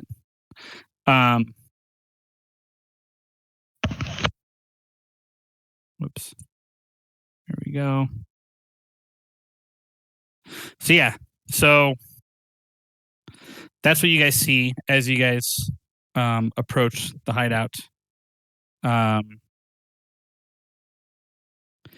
So it looks as if it used to be a mansion that belonged to some probably super fancy family at one point, but has deteriorated probably over the last couple centuries. And you guys would have known also from, again, when Gundren initially hired you guys to do to do this mission, he did like kind of tell you guys a lot of these locations and what they were and all that. But this one, he said, is essentially he informed you guys of this manor where like the bottom of the manor has been turned into not Gundren. The Red Brands would have told you, Red Brand captives would have told you guys that the bottom of this manor, because everything up top is just deteriorated and crumbling and falling apart. There's nothing left really of any value on the ground level. And that the Red Brands, that they built their base below the manor, and that they used kind of the basement sections of the mansion to establish kind of their home base. And so when you guys approach the manor, it seems pretty quiet, like almost kind of like in a creepy way, just very eerie way. You don't see like any signs of life anywhere on the upper level of this manor. And you'll see though on the ground as you guys are approaching it and kind of walking around the crumbled ruins of this mansion, you guys can see plenty of like foot traffic, like a lot of tracks that are all leading to this stone staircase that looks like it's just off the empty ruin of what used to be a large kitchen. The staircase at the bottom of the stairs is a unlocked door with a cellar beyond. And with that, before we enter in, do you guys want to take like a 15? Potty, drinks, all that good stuff? I could take Yeah. a 15. Yep. Sure. Cool. Yeah, let's take a 15. I'll see you guys in a little bit. Yep. Okay. All right.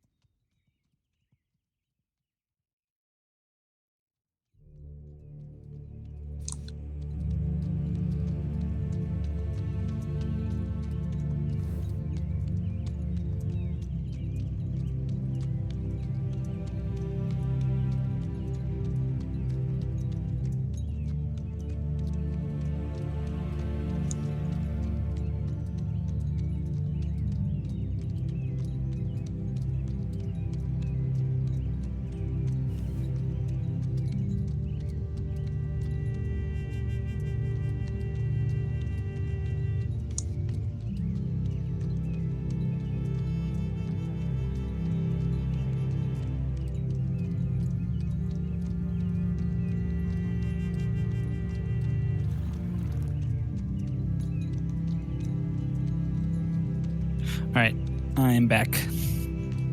Yeah. Ahoy. See, anybody else leave? Or are we waiting on anybody else? What about I'm back. back?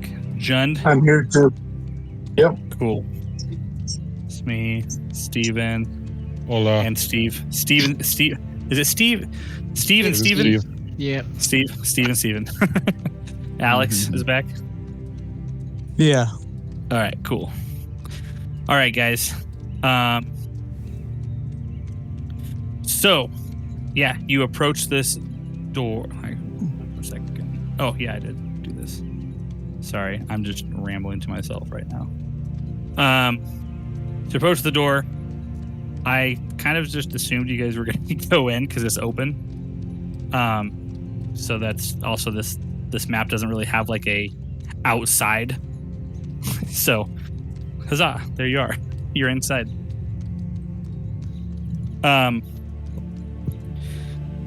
So when you guys open the door, it opens into a 5-foot wide landing that is 15 feet. Oh, sorry. Here, let me get Jeff in here. He has no idea what we're looking at. There you go, Jeff. The door opens onto a 5-foot wide landing that is 15 feet above a large cellar with stone steps descending to the floor in 2 short flights. Another door stands beneath the stairs to the north. A large stone cistern occupies the western part of the room, whose walls are lined with kegs and barrels.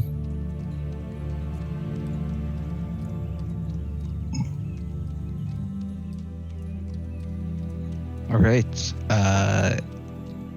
Can I take a perception check of the room?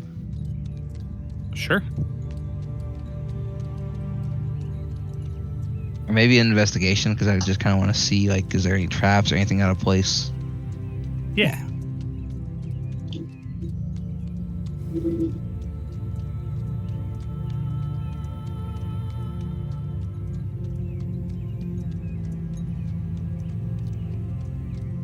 Did I cut out? No, you're good.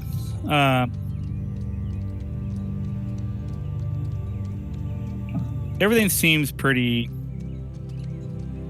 normal. Like, doesn't look like there's any traps or anything. Do you walk around the room at all, or is this just kind of from where you're standing? I would say that I'd scope around the room as much as I could. Though apparently my token cannot let me move further than this point. That is hold on, let me move the token. That's because you're on the landing, so you have to go down the stairs. Oh, stairs. Okay, Yeah. I see. Yep. So that's what that 15 foot. So you guys come to a landing. There's stairs that go to the left and right of you guys, up to these other landings. Oh, won't let me go down the landing either. Hey, at least I got into the room finally. Yeah, you should be able to. Oh, I don't know why this map is like that, but yeah, it won't let you. Yeah, it's not letting me go. Okay. Yay, I'm down. Yeah, I'd say that I scope out these barrels and the fountain. I'm gonna put Jeff the Fly in the pool.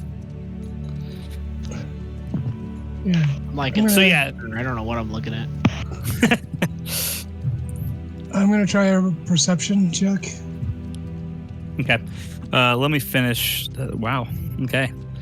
What are you trying to perceive in the room, I guess? What are you? Well, I'm looking at the cistern, seeing if it looks really deep, how clear the water is, if there's... Okay. Was it Kintrum you were asking? No, it was Smee. Oh, okay. Yeah, Smee was saying that he's trying to perceive something, so I was just trying to see what he's trying to perceive. You can see. So you're checking out the cistern. So let me get to Kintrum's investigation check real quick. Okay.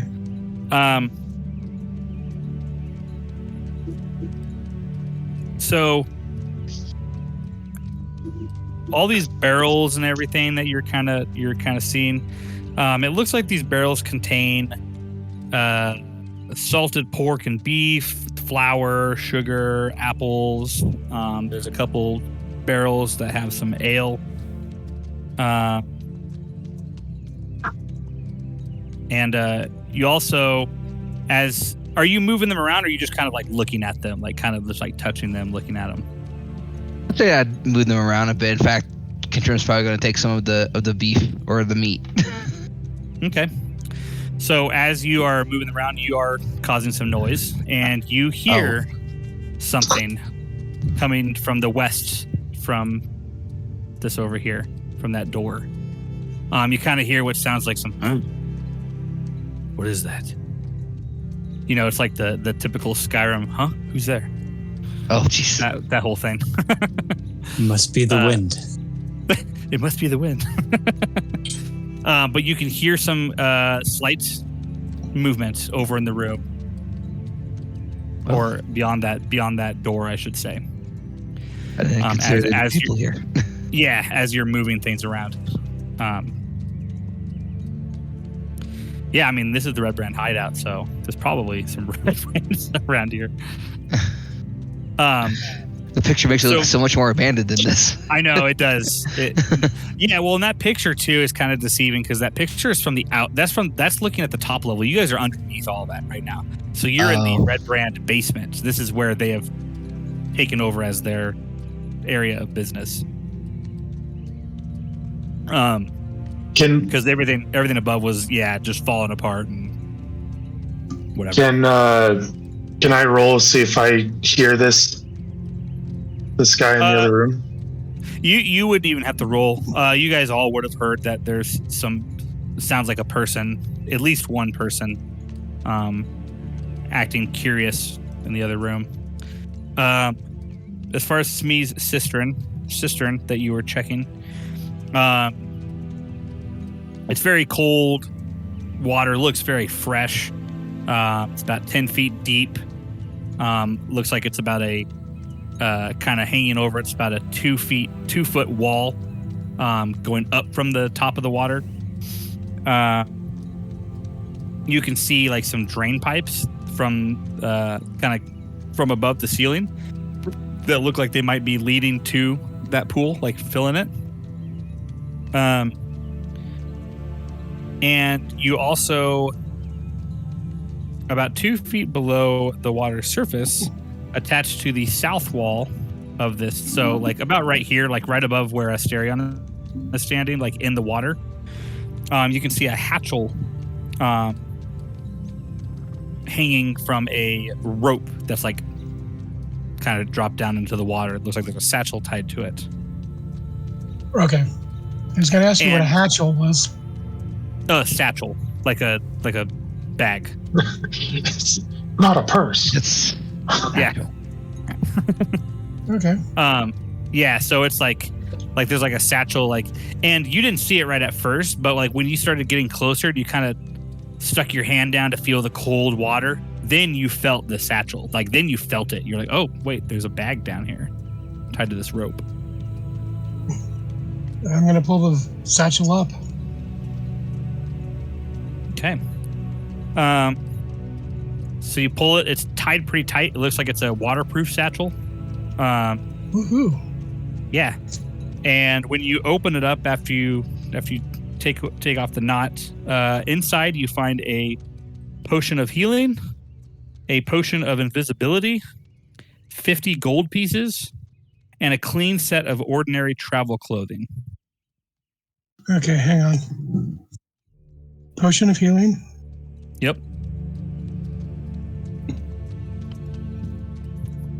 And of invisibility? Yep.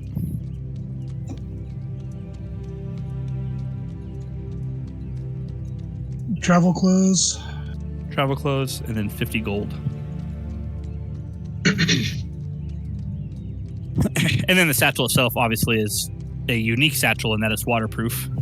And the satchel also looks like it has an embroidered letter on it, just the letter G.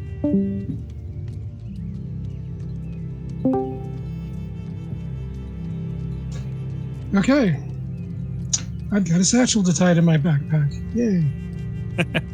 And as you're pulling this out and looking at it, the noises from the other room pick up, and you hear I swear I heard something. And then you hear another voice. well, should we go check it out? And then you hear a third voice. I think we might be okay. Maybe I'll peek out just to look. You guys hear that? What do you do? I draw out my javelin. You take out your javelin? Yeah, I'm gonna javelin this dude. I'll pull out my Ian, whip. Can we hear like where this is coming from, like what direction, or is it just? Yeah. No, you can hear it from like beyond this door right here. Okay. Yep. I'm just gonna kind of move around here. I don't know if these staircases would, if the staircase would hide me, but I am gonna hide behind there and pull out my. Let's see, my warhammer. Yeah. So I mean, it could probably if you were like all the way against that wall, like right here, you could definitely hide there. Roll stealth. Actually, Jack, it looks like you might be doing the same thing. Let me change one thing. I actually am going to pull out my crossbow instead of the warhammer. Okay.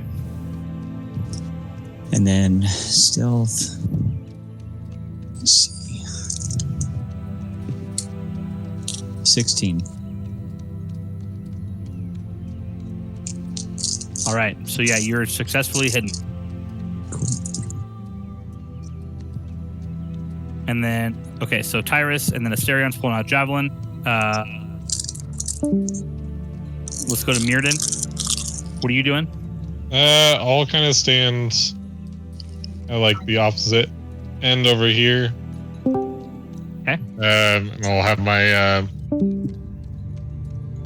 all my staff and shield ready, and I'll cast Shillelagh on my staff. Shillelagh. Shillelagh. Cool. Jund, what about you? Can we tell what way the door swings open? No, you can't. Well, Can't. let's see. I mean, if you can see if the hinges are right. The hinges. Yeah, I guess you could see the hinge on the right side. So the door swings into the room to the right. Yep, or out. Or, To the left. Yeah. Yep. Yeah, you know that. Yeah, so this area right here will be the open side. Okay. You think I could easily move one of these barrels? Could I jam it underneath the door handle? Is it like a lever? Or is it a knob? It's like it's just flat. Like so, it's just like a flat metal piece with like a locking mechanism. So it's like a push. It's like a push door. Nothing. Oh no, sorry. No, sorry. I take that back. It isn't. They're iron handles. It's an iron handle. So you just grab it and push it? Yeah, so you can grab it and push it. It looks like it probably swings outwards though, towards you, as you get closer to it. That's no fun. Well, you can All still right, still prop up a barrel there because if it's swinging out towards you, then that means they're going to try and open it from the other side, and they'll knock themselves into the barrel. Right. Yeah, I'll do that for my turn. I'll put one of these barrels right in front of the door. Cool. I will. Yeah. Let's see. I these barrels are light enough, or no, I guess they're not super light, but they're not super heavy. They're just enough that you're able to wiggle it in place. I will have you roll. Let's see what I want. What do I want you to roll? Trying to think what to do a. Sorry, waiting on my options. Do a survival check. Ooh, I am super survivally. Watch me cook. All right, cool. So yeah, you're able to wedge this barrel kind of right underneath the door, and as you do, you hear all three of the voices like, "Oh no, there's definitely something there. I heard it this time." And as they start to approach the door, but before they approach the door, let's see, Kentrim, Smee and Whiskey still from you guys. What are you guys preparing, I guess? Well, after I tied the satchel to my backpack, I grabbed my war pick and shield and get ready to back up. Jund. Okay. And Kendra? I'm gonna try to move as quietly as I can. You said the door swings out like this way, like from here to here, sort of deal. No, like it swings up this way. So it's going to swing into this section right here. Oh, that's a bummer. Well, I'm gonna sneak myself up right behind here then. Yeah, Get ready to that's jump. fine. That's fine because Jund moved a barrel, right? He moved a barrel from there. It's propped up in front of the door, kind of jamming the door handle. For all intents and purposes, I am trying to hide at this point. Hey, cool. So roll stealth. Let's see how well you can hide. All right, Elephant Man, don't let me down. Oh, yeah. Oh no. Mm. Oh.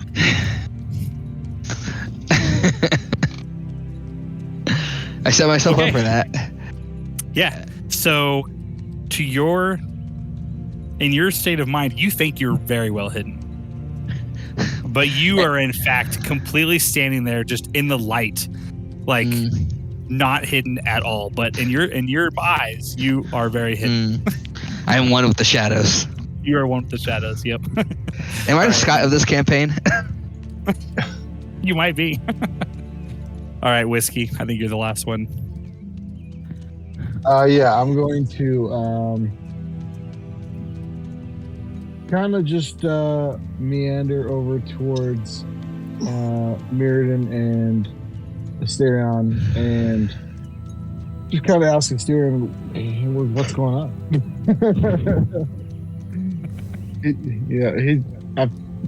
Since he was the last to act, I am assuming he's kind of like the last to go into the room and piece together what everybody else is reacting to.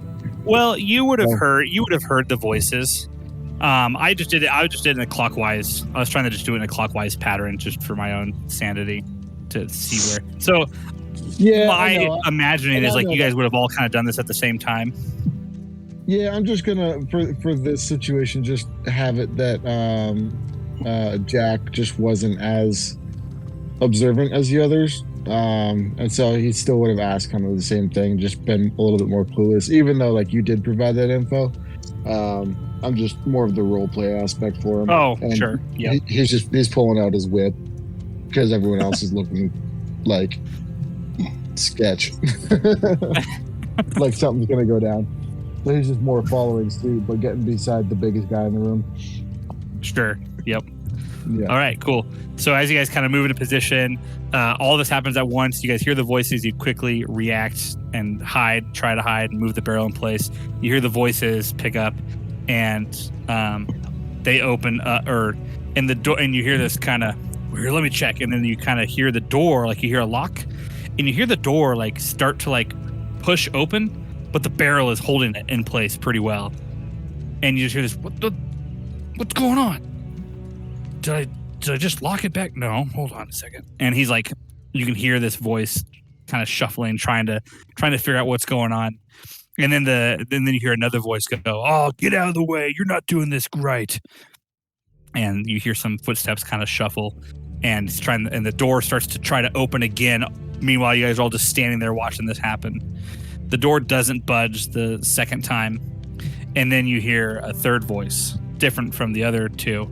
You hear this, "Oh, you guys are both puny. Come on, I got this." And then all of a sudden, the door starts splintering open, and the wood barrel that John set up starts to open up. But before the wood barrel is able to give away, the door, like the top part of the door, like kind of cracks, splinters open, and you guys are able to see like three what look like humans just standing in a row there. And as soon as they see you, they just see Jund and Smee from their position. And the one in front, his eyes go open. And he goes, oh, it's them. It's the ones from the tap house. And with that, combat initiated. Bum, bum, bum.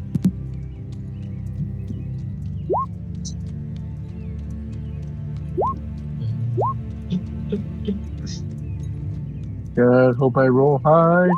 Right in front. No. Wow. Oh, damn. That a boy. This is No, going I have to think of first. something really quick.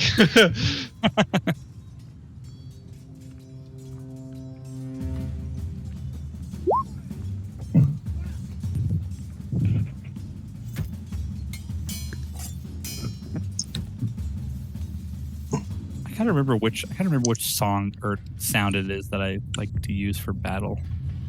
I have so many, and they're all so terrible. Is it let the bodies hit the floor? No. Oh, it should be. Oh, that'd be awesome. I should get that.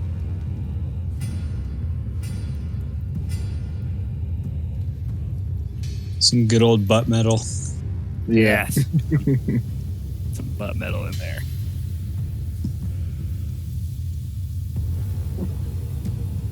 Hey, Josh, did you roll initiative? I should have. Hello? Can you hear me? Yeah, I looks can like- hear you. I don't see your initiative on here. Oh, no, it is. Yeah, I see it.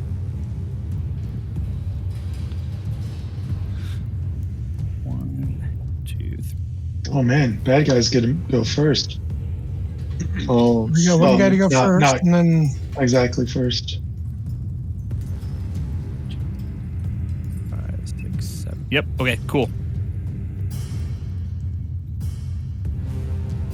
All right, guys. So, Mirden, you are up first. Great. So is the door like technically open, or is it just like a little bit open? It's like they basically like broke enough of the door over the top of the barrel that you can see. Well, from your location, you could probably only see the guy standing in front. Yeah, I can only see like the first guy. Yeah. So like you So- can only see that front guy. You can't see the ones behind him, but like you can only see like essentially from like his upper chest and up, Okay. because the rest of it is still covered by the door that hasn't broken free yet. So I want to kind of move a little bit farther upward, almost essentially in line with these guys. So that's what, 15 feet? Yep. I'm gonna cast Ice Knife. Yeah. I'm gonna Nice. cast it towards the None of that. second guy. Towards the second guy. Towards the second guy. Okay. Because it kind of explodes in a 5-foot radius. Where did my shield? Oh, I see. Okay. So it would hit both of them or all three of them. Yeah. Gotcha. I'm Okay. gonna do this with inspiration, just because I can. Right. Oh, jeez. Nice. All right. So roll damage. Oh my gosh. And they all Okay. die. Oh my gosh. So, oh boy. So let me. Sorry, I'm gonna look at your spell description real quick. I just want to see what this does.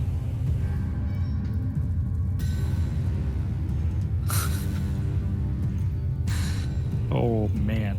Okay. So, describe all three of your kills. just freaking obliterated them. Play the game. So I'm gonna shoot a shard of ice. It's gonna go.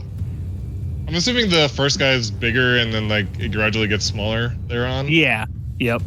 So the first shot's gonna go through the chest of the first guy, and then it's gonna like go straight through, hit the next guy like straight in the neck, and then explode, and then shoot shards out into the rest of them.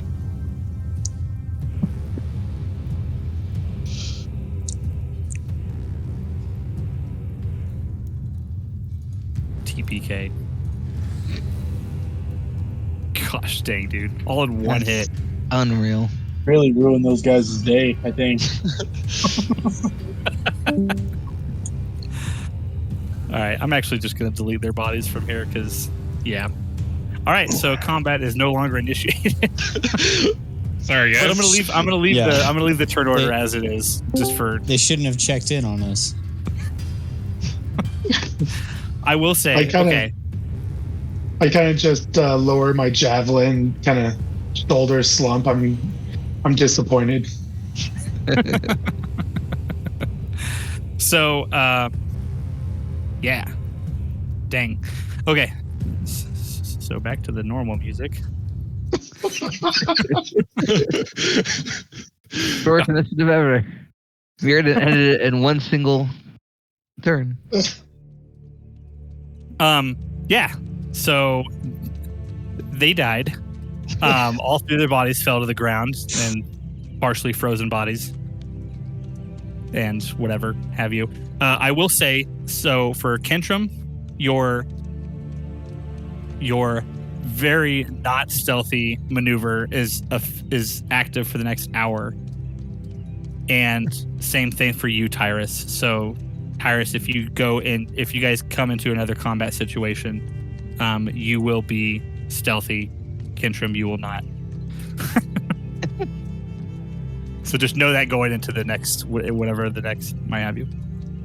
So yeah, so you obliterated the 3 bandits that do have the red cloaks on them as well. So there you go. I don't even know what to say. I don't even know what to do. I wasn't expecting that. So,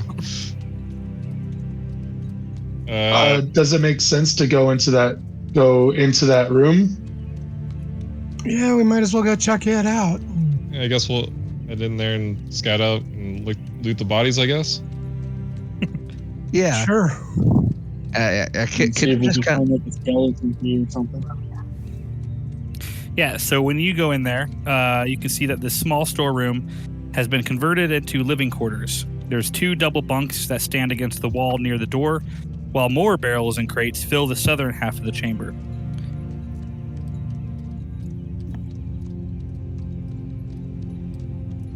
As Mirrodin goes by, Kindred just kind of gives him a look like, well done. Well done. I'll say, thanks. I pat him on the back, but kind of forcibly. I'll stumble forward just a little bit and like a half smile.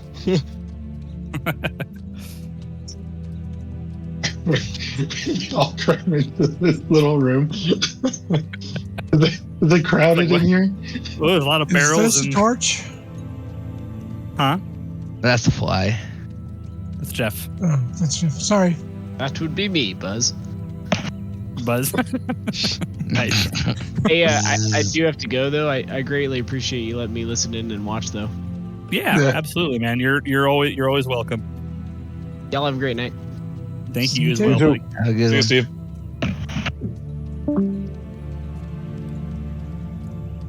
So the barrels in this room, they open, sealed. What do they look like? They're all sealed. I mean, they're all similar to like the ones that are outside the room. Like it again looks like they contain like kind of salted meats and stuff like that, like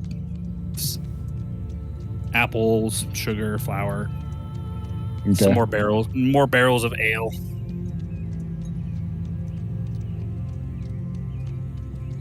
All right. They seem to be stocking up. Yeah. Can I loot said bodies? Yeah, I'd also like to investigate the bodies and investigate the barrels if I could. Sure. Bodies Is it for me investigation to- or perception or? Investigation. Yeah, investigation for. Anyone wants to loot or what? Well, Mirrodin is looting the bodies. Kentrum is looking through the barrels and stuff. Kentrum, you don't find a whole lot of anything like too crazy. You just find you open them up and like they say what Like they say what's like they're labeled, and what they're labeled is exactly what's inside them. Like you just find a bunch of kind of food and pork and sugar and flour and stuff. Nothing out of the ordinary. I take more of the salted meat. And then go ahead. I'm gonna loot the bodies too there, Ian. Okay. See if they missed anything. Oh yeah. I'm rolling good tonight. And then Iris, you said you were you about to speak to? I was gonna investigate specifically for I'm looking for some cheese. Some cheese? Yeah, go ahead and roll investigation. Mirrodin and Whiskey. Collectively, I'll say out of the 3 bodies, this is what you guys find. You found. Let me do some quick math here. So collectively, from all 3 bodies, you guys both were able to find 28 silver pieces, 12 gold pieces, 20 copper. Here, I'll just put it in chat. It might be eeasier. Yeah. That way you guys can fight over it. So 28 silver pieces.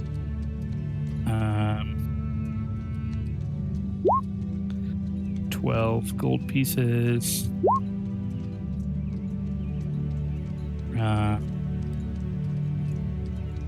20 copper pieces.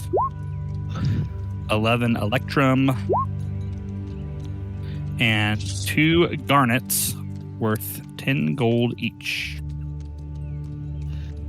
And also their scarlet cloaks that they have on them. They're very dirty looking compared to some of the other ones that you guys have seen from like the Sleeping Giant.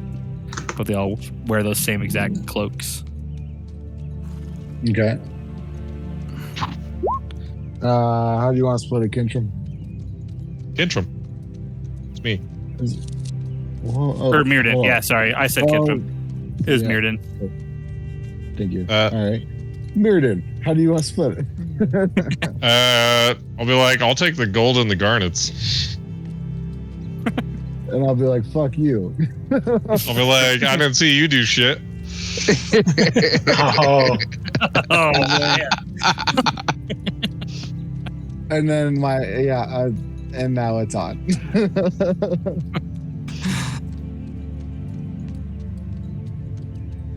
What are you guys going to do? Rock, paper, scissors?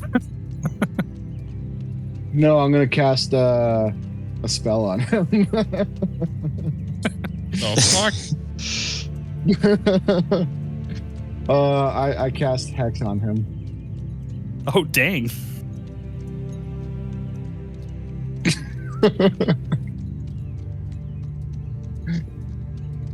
Gotta remember what Hex does. Hold on.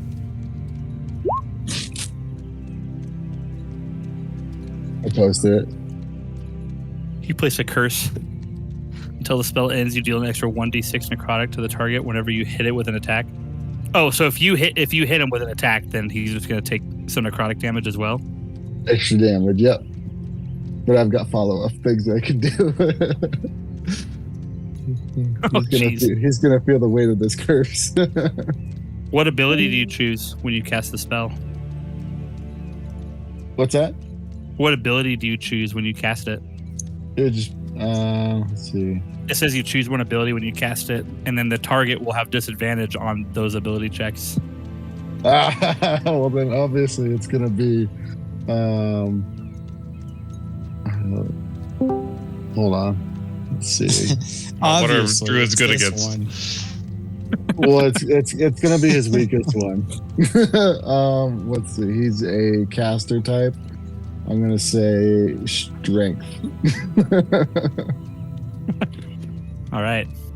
So for the next hour, you have disadvantage. Well, as long as it's concentrated, you have disadvantage on strength checks, Mirrodin. Can I activate my halo of spores? I mean, if you want. It's pissing me off. Does the rest of the party do anything? I'm just curious. Like, does anyone intervene, or do you guys just let this happen?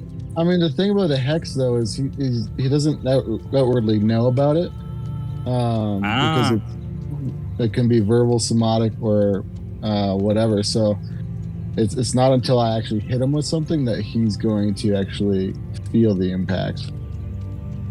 Well, I also have It's spores a going curse. around me at all times. So, and it's usually if like they're within 10 feet. Yeah. And I want to say if they're like an enemy, then they would be affected by the spores. Yeah, but Whiskey's not an enemy. He's not, but he's taking aggression towards me. I placed a curse on you that you don't know yet until I actually hit you. Do we even perceive this? You guys would perceive the aggression between the two, but you guys probably wouldn't notice the curse. Like, you wouldn't notice that there actually is a curse placed on him.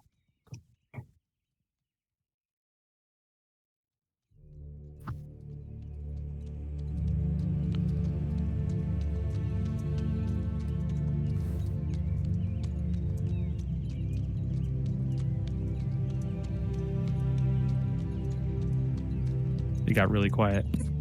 Yeah, no, I'm. I don't know. I placed the hex on him, and then I'm basically pushing my way to have, because while he declared he was searching first, I also searched, and each round is within 6 seconds, so it's not like he was there that much more before me.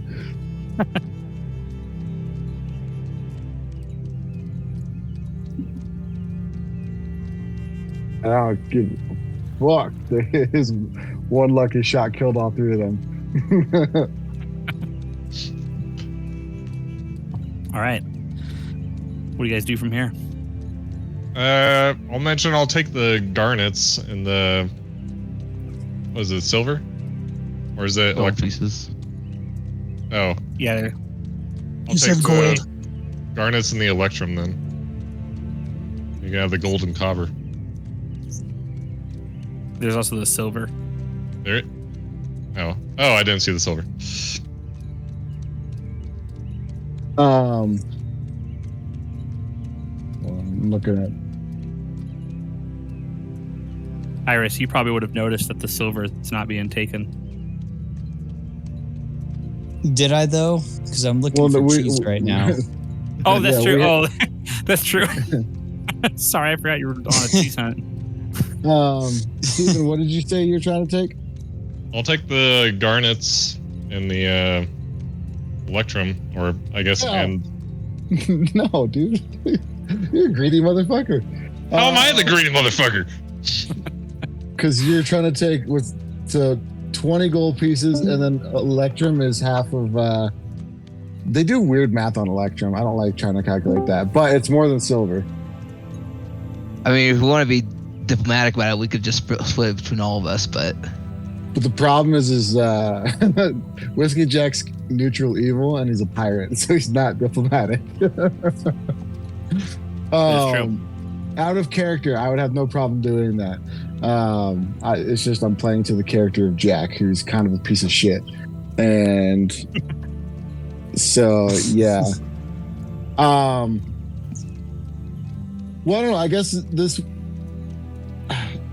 the way that this is rung up, normally we'd find it, when we're searching ourselves, but since it's put out into a pool, Jack's still going to debate it. Like, no, fuck that. And one of his things is his language is as foul as an OTUG nest. So he's cursing the whole storm right now and getting pissed off at Mirrodin, calling him a dirty hippie, and tell him to go back to the fucking woods. And yeah. he's so angry. Yeah, he's very angry right now.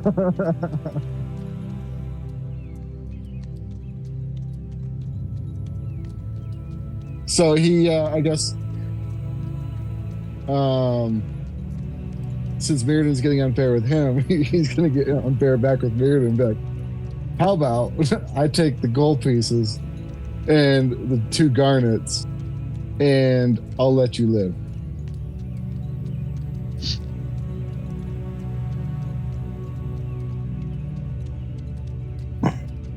I think this is...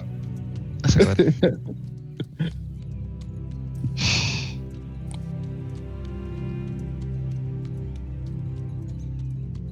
on.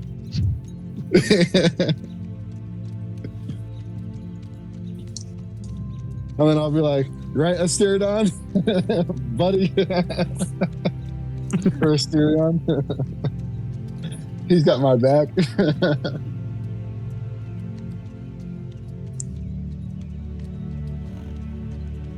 Asterian's muted Yeah. if he's trying to talk. I totally was trying to talk. Jeez. Yeah, I was totally talking there for a good second there.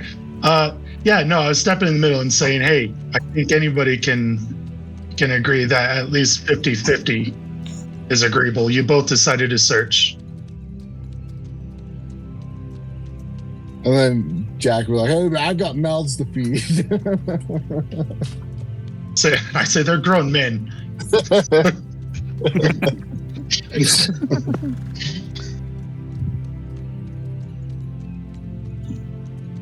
I'll just be like, fuck it, fine. We'll split it half. There we go. And I rip the cape off one of the guys because I want that. And I storm out of the room all pissed off like a pissed off dad.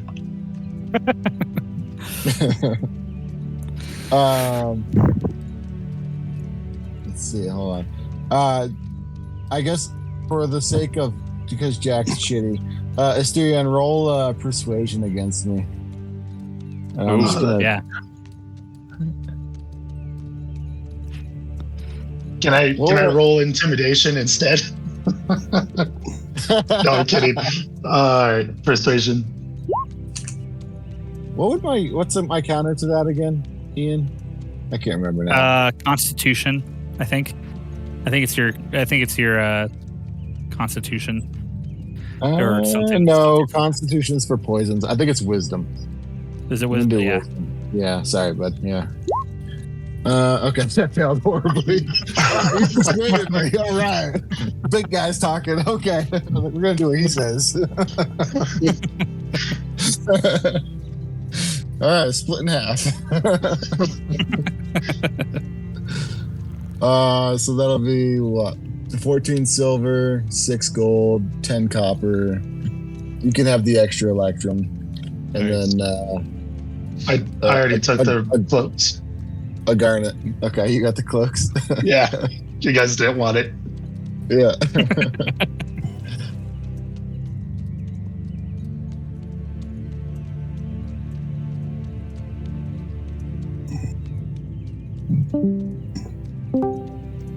Cool. All right. So what do you guys do from here? Well, Yeah, I'm still Uh, in the I'd like back. to move on. Go up the these other stairs here. Those stairs lead to the same way. Like, we came in, stairs went down both ways, little landing and down again. There's another Yep. door up here that Oh, No, so we that's came not- in so- from the stairs. yeah, that's not a door. So I was you talking about this one up here? Just me. Yeah. that one. Yeah, so the one up there is it actually. So the way that it was supposed to is like that's a cellar door that drops down into here, and that's how you guys. That's why you guys couldn't like go past those barriers because those are technically walls. Okay. Oh. And are there doors up here on the stairs? Yeah, that's the door you guys came from. Oh. I actually So- remember this from our last game, so I'm going to be quiet for Jack on this, on the riddle of it all. Oh, yeah. Sorry, and then Tyrus, did you roll investigation for your cheese hunt? Yeah, like 10 minutes, 15 minutes ago. I figured it was a while back. But I don't know if I should re-roll at this point. No, you're good. I mean, if you want to re-roll, I'll allow.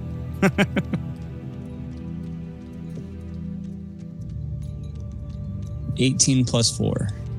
Okay. So, yeah, you're sniffing around, you're hunting, and you don't see anything in the barrels or in the provisions.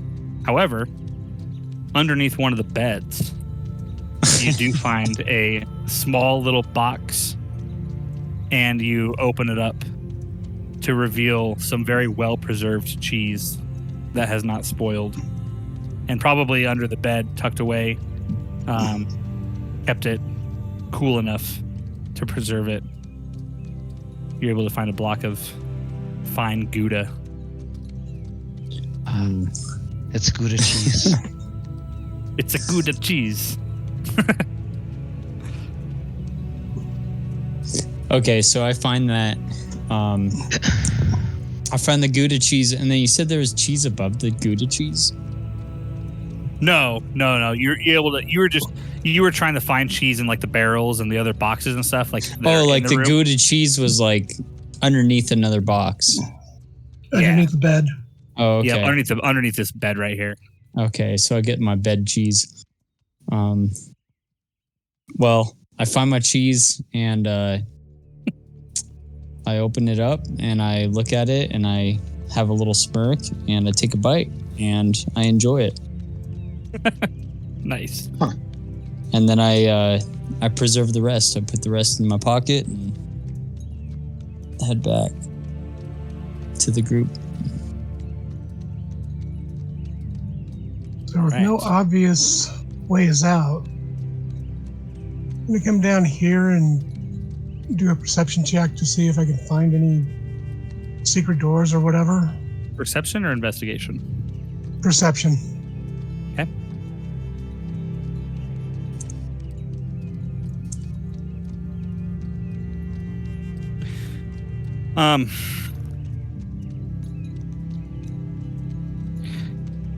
Yeah. So you're kind of feeling around the wall, just kind of looking, kind of the symmetry of this room. And as it turns out, you're able to find a door kind of hidden in the crevice of the wall.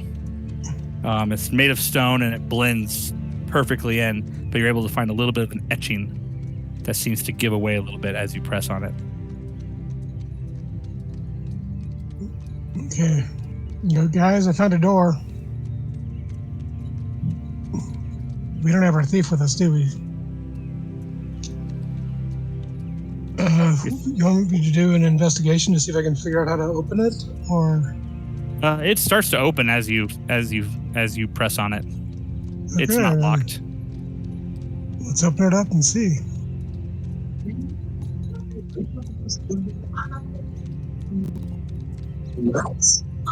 Being real tired of this constant disconnecting on my end.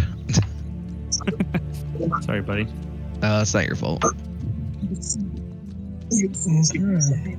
What are you using for your Discord? I'm not sure what you mean. Desktop? Yeah, like a computer, or are you using your phone? Yeah, computer. Apple browser. Switch to your phone and it might hold. Someone's charging right now downstairs. Gotcha. Door open. I'm gonna go ahead to here. Yeah, I'm gonna follow behind Shmi. Yeah, I'm gonna follow too. That room smells like frozen blood.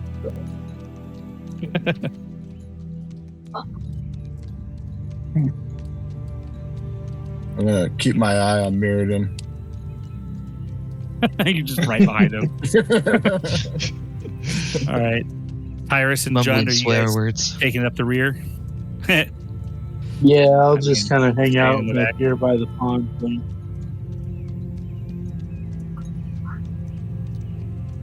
Okay. Yeah, Jack's gonna hang out with Jen. For homies. Okay. So you guys aren't going in? No. Well, no. Okay. Yeah, I'm Bad. good. I'm falling behind. Jack's frustrated with Asterion and Mirrodin, so he's taking a time out from them. All right. Yep. So this secret door just kind of starts opening up as you get out here. For those of you that are going in, do you guys go any farther in? Yes. Push all the way through. Okay. Okay. So as you guys enter this cave, a cold breeze softly sighs in this large natural cavern, carrying the faint scent of decaying flesh. A crevice with sloped walls divides the cavern and is flanked by 2 rough stone columns that support the 20-foot high ceiling. 2 arched wooden bridges span the chasm.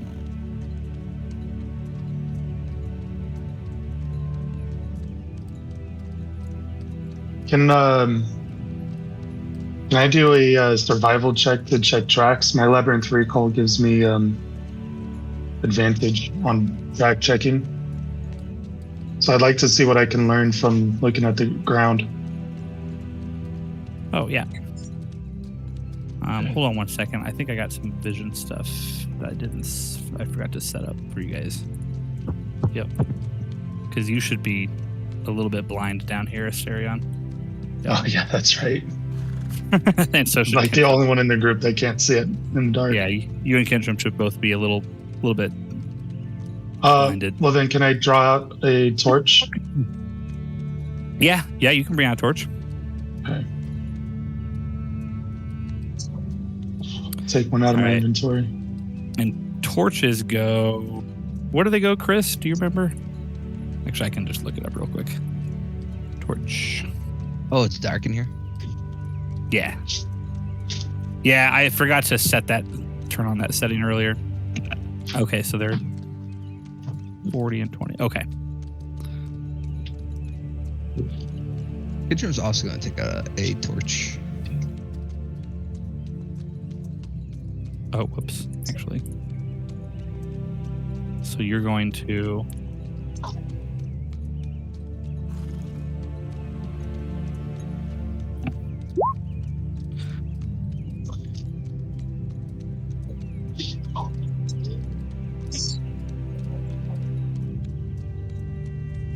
Do we want to know why you're rolling survival, Whiskey Jack?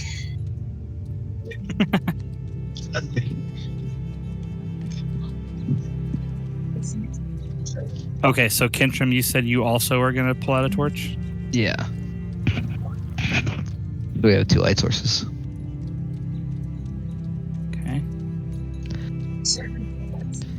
And so I can have both hands free. I have the torch like wrapped in my trunk. Nice. Cool. So you guys should be able to see now. I just made you guys emit light so you can see in here. Yep, there you go. Cool. All right, Ian, what do I find? Okay, so you're... Oh. Wait, so... Oh, that's right, tracks. You're looking for tracks, right? Yep. Yeah. So you see what look like in this, and this is just because you've dealt with quite a few goblins at this point, but you find what looks like a few tracks, probably from 2 or 3 goblins at some point, kind of all over right in front of you, also across the bridge, and they seem to stop right here at this pillar. And right where that pillar is, you can detect also some tracks that you have not ever seen before. They look like kind of elongated with like 3 toes and maybe like some sort of claw on each toe.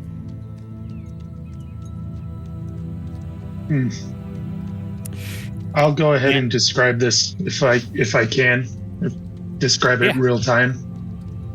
Yep. Okay. Yep. So you describe it to them, and do you describe the tracks as elongated with 3 toes and? Sounds perfect. Yeah. Except my head is tilted because I've never seen it before.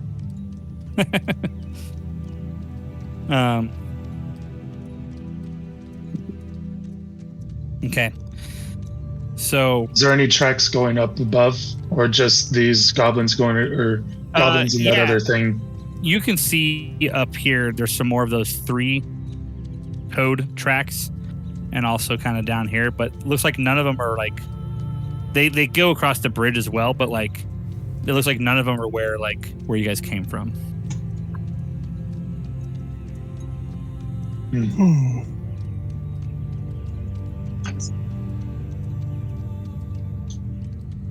And also, Asterion, as you are describing this to the party, you hear a voice inside your head.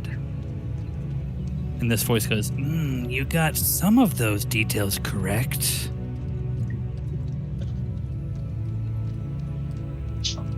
Kind of look over my shoulder and say, get what correct? And when you look over your shoulder, you don't see anything. And the voice comes back. 3 toes, elongated foot. I guess that's close enough. What brings you here?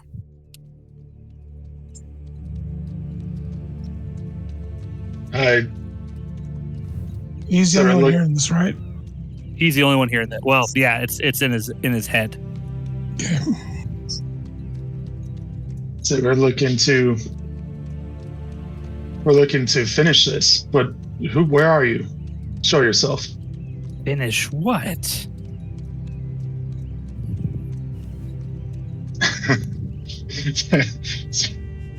Sir, I get it. I get defensive. I was like, you know what we're here for. Don't play coy. Like I know that word. And you kind of hear this. I think I might know why you're here.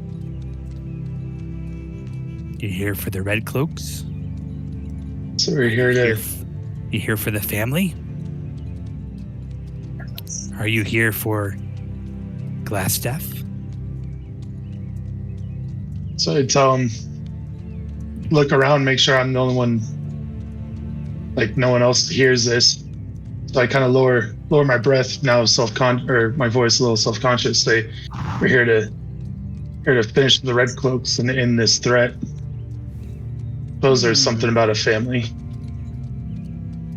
And this Glassstaff sounds formidable. You hear that clicking again. You hear the. I might be of some help for the right price. And then you kind of hear like a slurping noise. I go ahead and say something about that price doesn't sound very cheap. I think it's cheap enough. How does some salted meat sound?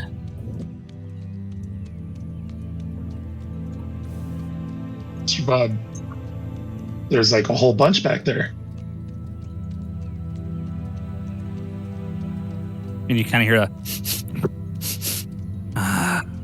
one of you has some. So I kind of a little bit worried that this thing is talking to me and no one else can hear. Doesn't didn't? And are you responding back out loud, or are you responding back in your head? No, I'm talking a little bit quieter after I realized no one else could hear. I was gonna say, do you like Smee and Kintram and Mirrodin and Tyrus? Do you guys all like? Because you guys all could hear him talking at first to somebody. I would say that Kintram would probably pipe up and say, "Do you hear something, Asterion?" I'm gonna move up next to Asterion and see if I can notice anything. And Asterion isn't very smart too, so he's trained in the world of battle and war, but not very smart. So yeah, I don't think he would have realized that he could talk inside of his head. So, Smee, do a perception check as you walk towards the bridge.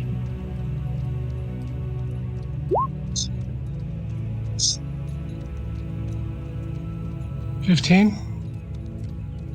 Okay. So as you walk up to the bridge and your foot kind of touches the bridge a little bit, it really creaks, kind of giving you the idea that it's probably not a very stable bridge. There's no rails on it. It's just wood, just a kind of some haphazardly put together wooden planks. And when you get up to the bridge, you can like all of a sudden like this like very strong odor of like decaying flesh hits you.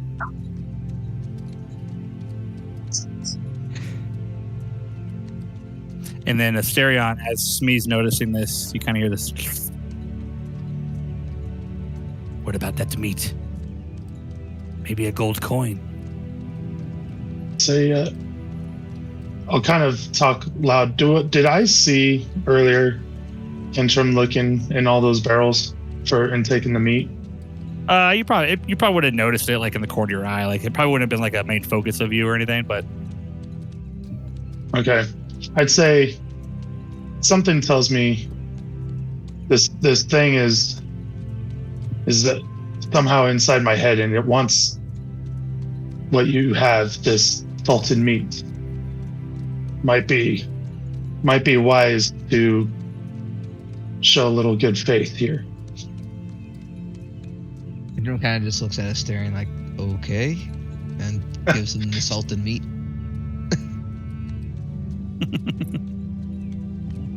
Very confused at what's going on. Oh yeah, because you wouldn't have smelled what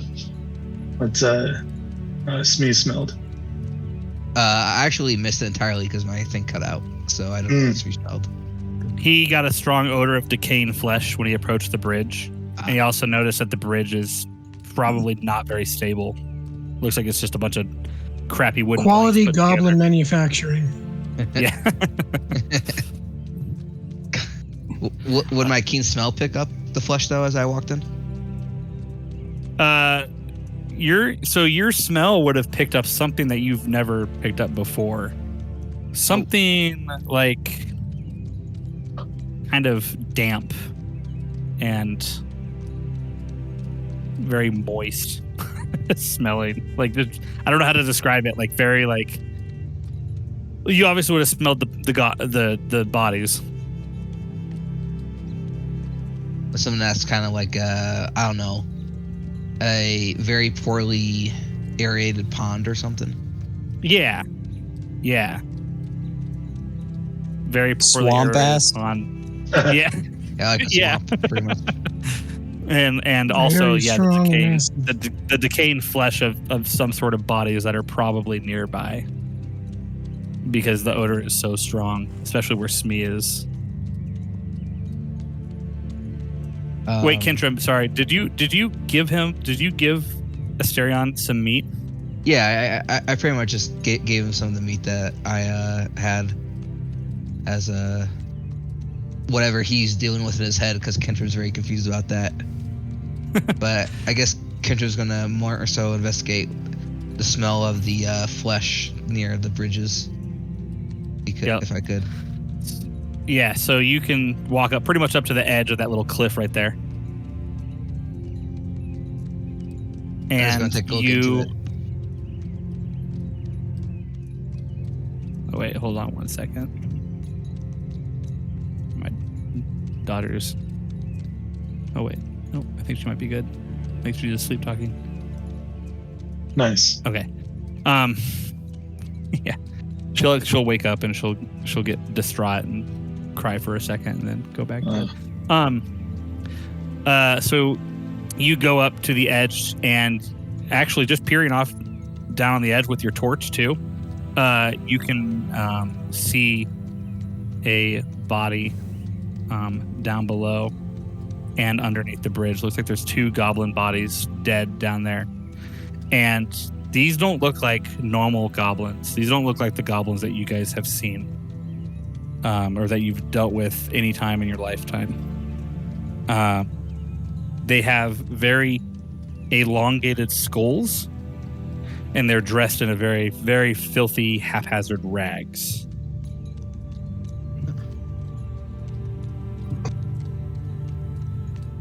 And Kentrim just kind of puts out, I think I found the source of the smell. And then, Kentrim, in your mind, you now hear a voice. The meat. I want it. And I will help.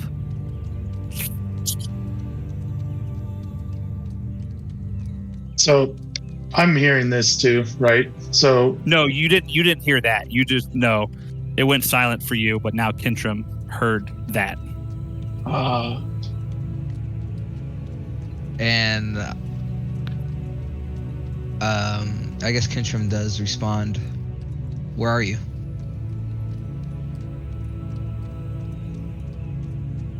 The meat and a gold coin.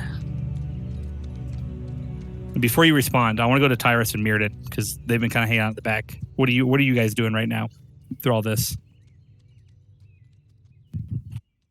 Not a whole lot. I'm just kind of watching the others investigating, more or less talk to themselves. I'm gonna move forward and I'm just nibbling on some cheese. Nice. I'm gonna move your token up here, Alex, just because that's a cavern right there. Oh, okay. Yeah, no problem. But I'll just assume that you guys are all essentially you guys are all just standing really close together. Yeah. I guess I'll kind of ask generally, is like, are you guys hearing something or talking to someone? I'll say, formidable opponent offering a treaty. I've been able to infer this. So I just kind of holler out now, big cat's out of the bag. Just say, where do you want it? And I kind of hold the meat out. Just throw it. Throw it over the cavern. Is that a athletics check? Yeah, we'll do an athletics check. Finally, get it show off a little bit of that. And the coin, gold coin. Oh yeah, and I definitely give the gold coin. Okay. And that too. So you kind of toss this gold coin and this big chunk of meat just over, and it kind of lands like up here, or which side of where did you throw it? I guess what direction? Straight over the bridge. Okay, so like right there. Mm-hmm. And then you hear the clicking noise again, and you and Kintram both now hear the thank you. Now, I will show myself. Please don't hurt me. I will help.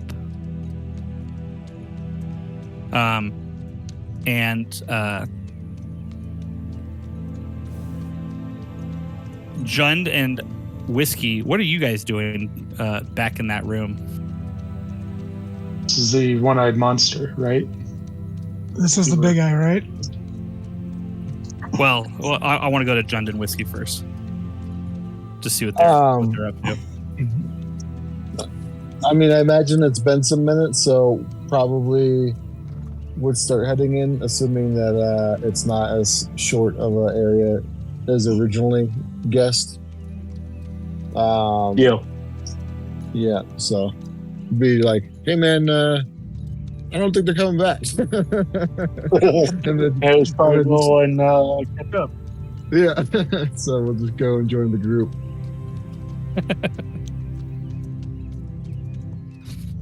Okay.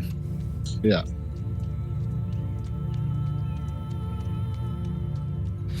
Okay. So,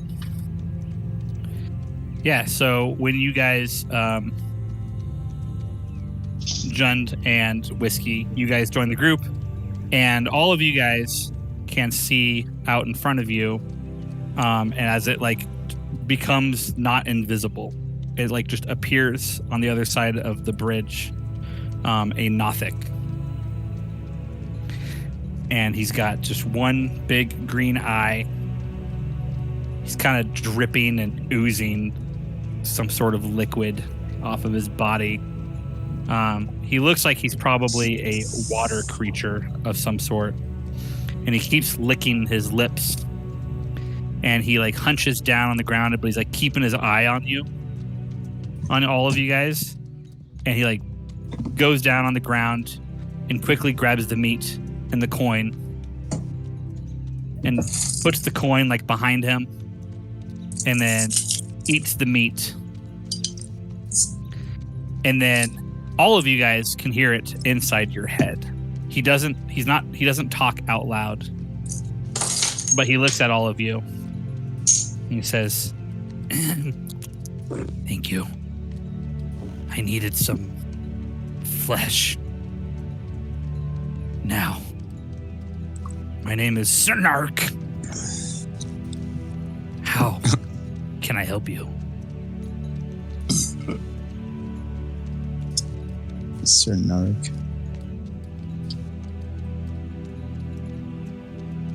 Say, I gave you the meat and the gold coin. We need to finish these red brands. We need to rescue this family. And finish off this thing called the Spider. Or this guy called the Spider. The spider. Ugh. Not the spider. Not the spider. Snark knows nothing of the spider. But the red brands. Yes. I could help. What would you like to know?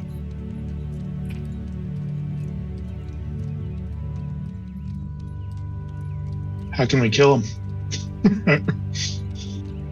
I don't know. Oh. Well, that would be easy. They are merely but humans. Me? I came here with Glassstaff.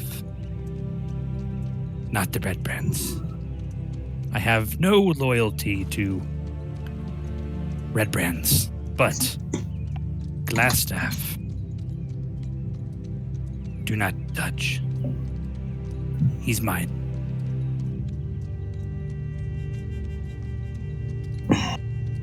I asked, is Glassstaff your friend? Yes. Glassstaff takes care of Snark. He helps.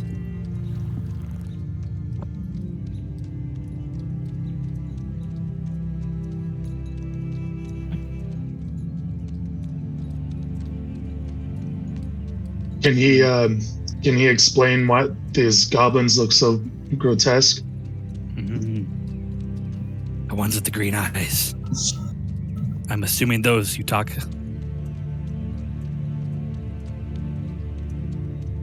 So what? The ones with the green eyes. The dead ones. Yes. Not alive. Flesh no good. I've tried. Yes. They are, but different. The flesh does not taste good. Not like the others. And he kind of licks his lips. And as he says that too, he gets a little bit closer to you guys.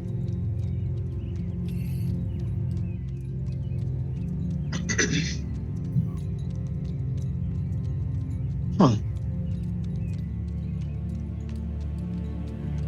If he shows us where the red brands are, we can let him eat them. Ooh. Each red brands? This sounds very tasty. I could lead you to red brands. But it'll cost at another price.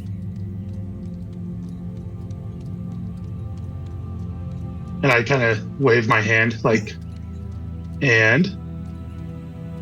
More gold. Or gemstones. If you have a gemstone, that will do.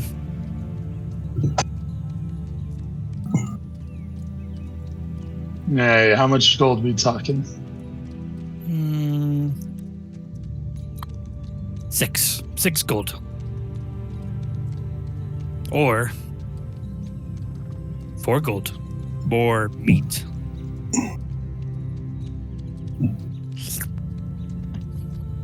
Kind of look at the group, see if everybody is feeling the like paying this guy with gold and food, or if we go on without him. And as I say that to the group, I kind of put a grip my javelin a little tighter because this guy's kind of giving me the creeps.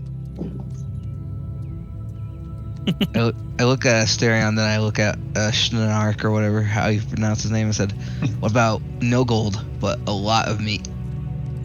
And he starts like kind of drooling. I like the meat. More meat.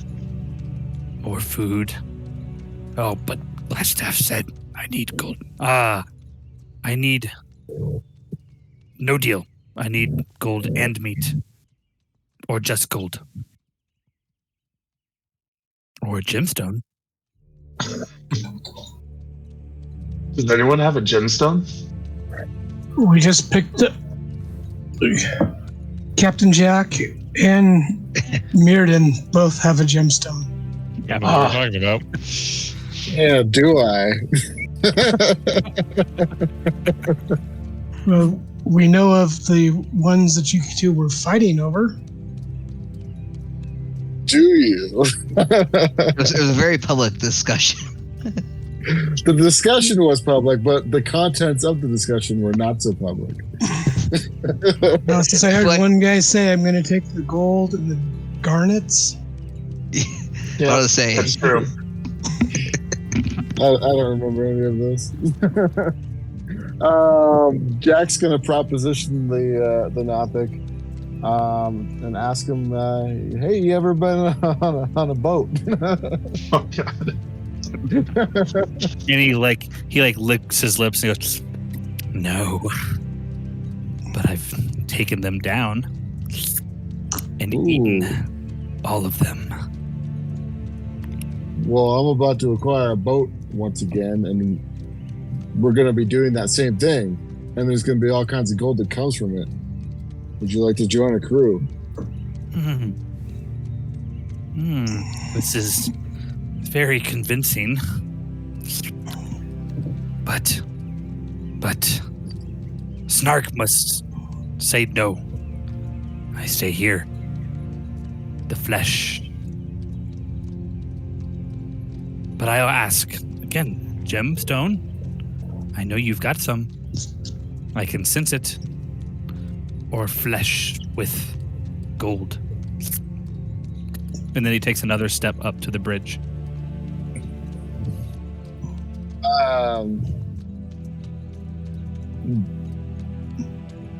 Yeah, I mean, Jack will pull out his garnet and this is what you're looking for? His eye like gets really big. He goes, yes, it is. And then Jack will be like, if you kill Meriden, you can have it. No, I'm just joking.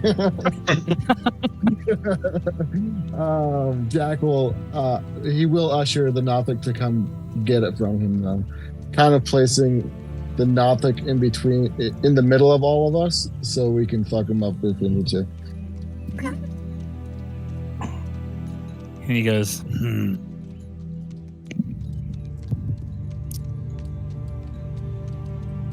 This bridge, it's not very stable. I built it myself. And usually when Snark builds a bridge, it's not good.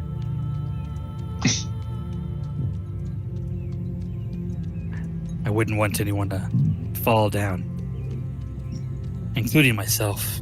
And as he says this, he puts his hand like on one side of the bridge, like where a peg is, and he starts to pull it very slowly.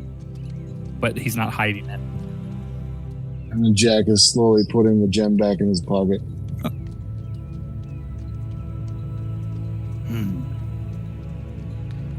So that's the trade, huh?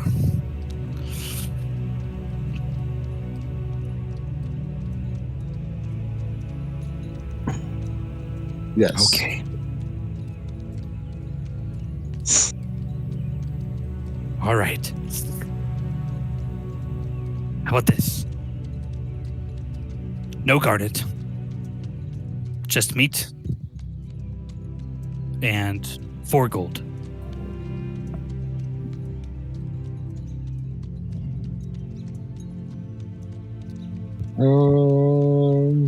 Also, What his kind of hand meat? stopped pulling the peg, like as he said that. What kind of meat? Any flesh. Flesh is flesh. To me, to Snark, it all tastes the same. So Jack can offer up the 4 gold pieces and then run back and grab some meat out of the barrels. I still have meat, so Kentrim's still... Oh, do you? Yeah. Cool. Kentrim's prepared to offer the meat. Does anybody have any gold to spare? Yeah, I'll offer up the gold. And so Jack doesn't feel burdened. I'll split the cost with him.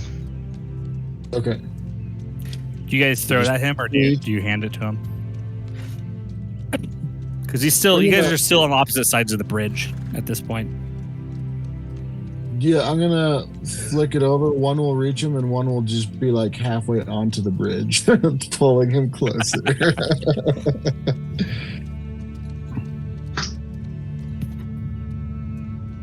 Yeah, and he sees it kind of. Go ahead. That's not good. Kentrim will also place the 2 gold on the other side of the bridge and the meat kind of just before it. On his side. Throwing it. Kentrim's not crossing that bridge. Oh, okay. So you put it on his side of the bridge. Yeah. Throwing it towards him. Yep. And he like quickly, again with his eye kind of eyeballing all of you guys, picks it up. And then he kind of starts crawling over the bridge and grabs the gem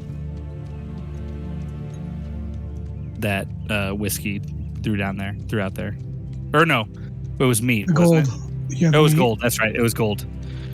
Yep. He grabs it.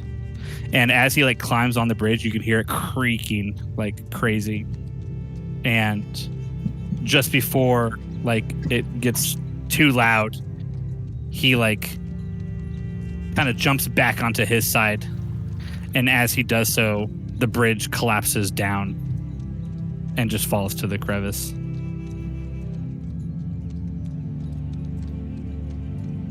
And he looks at it and goes, see? Snark told you. The bridge is not stable. I built it myself. It's not stable. It's meant to hurt, not to cross. But the other bridge, and he kind of points one of his hands up to the other one up at the north side. He says, that one, it is stable.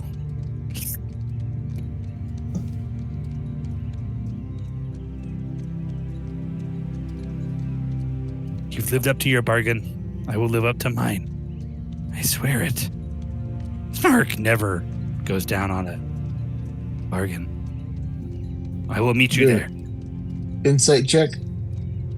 I'd also like to do that. Yeah, same. I was thinking of doing this. I'll just do one as an average. You can do a collective. Yeah, you can do a collective average one. Yep. Kentrim does not trust this guy in the slightest. Jack's been doing bad all night for my rolls. I accidentally clicked it twice. Should be the 20. Anyone else doing an insight check? Sure. Alex, do you want to do an insight check too? Or have you just been kind of watching this whole thing go down?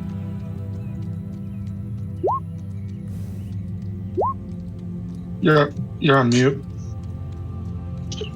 Okay, I don't see anything wrong I with can what give he's it a doing. shot. You give it a shot? Okay, yeah, roll insight. Might as well, geez. even though my insight is 0 modifier. Okay. Me trust. It's all right. Smee got a... Oh, man. Yeah, he seems completely trustable. Sure. He seems like a pleasant fellow. Ian, I got a nat 20. Oh, jeez. I think we did all right. So collectively, with all of your guys' insights, and this also, I want to say, this is when he's like you guys kind of are doing this or kind of feeling it out as he's walking up to the, or like kind of crawling up to the other side, up to the other bridge, kind of waiting for you guys. Collectively, you guys have all decided that Snark is very untrustworthy. but seems very loyal to you guys right now because of what you gave him. So you kind of stuck at a crossroads. The devil you know is better than the one you don't. Yeah, like he is very untrustworthy, but you guys also think that because of what you did for him. I don't fit in there.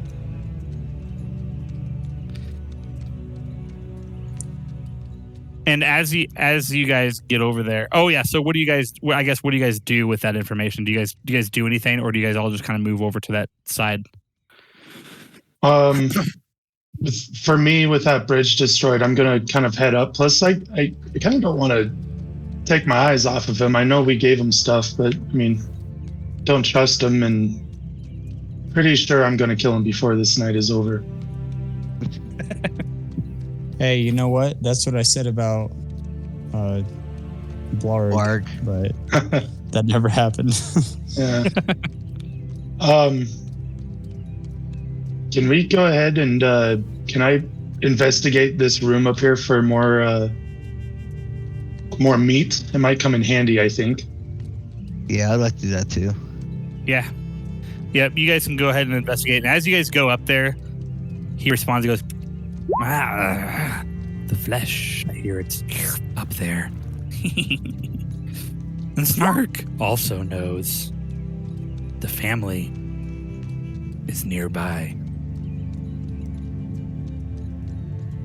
So, okay, good. Do I find any? Jeez, nat 20.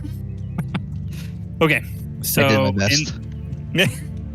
It's all right. So with your nat 20, you're able to discover some good stuff. Okay, so when you guys enter that room, this area is the north end of a large natural cavern, but it has been finished with dressed stone block walls and a flagstone floor.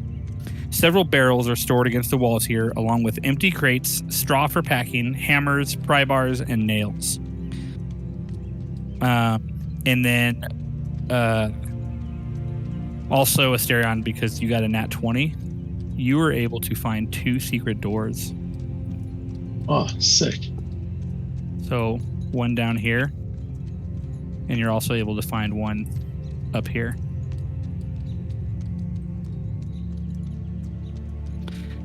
And as you guys are like kind of going there, like Snark was like, but over here, they're red brands. Just come across the bridge. Join me.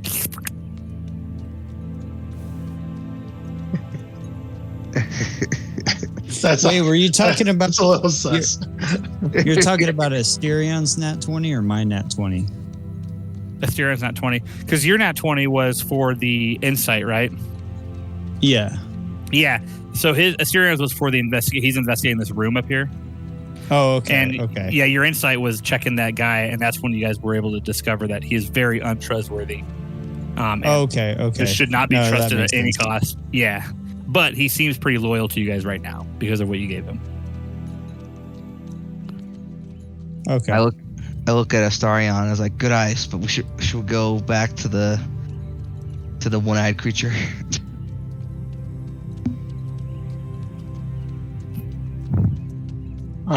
So he's loyal. So we've decided he's loyal to us now, but overall we can't trust him.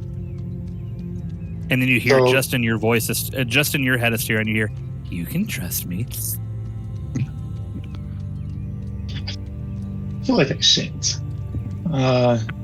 Well, I'll go ahead and ask the group if we want to keep our eye on this guy and have him on our side while we fight the red brands, and hopefully he'll be satisfied enough with the death from that, or if we want to go on our own and potentially lose sight of this guy and let him creep on us again.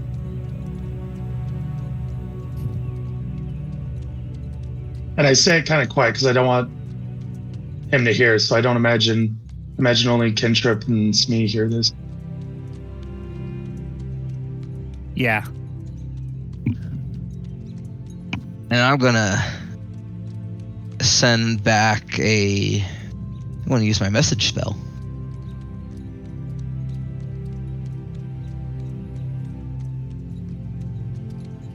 Ooh. Who are you saying that to? To Asterion. And I say, I think it's better that we keep him nearby in case he tries any funny business. Good.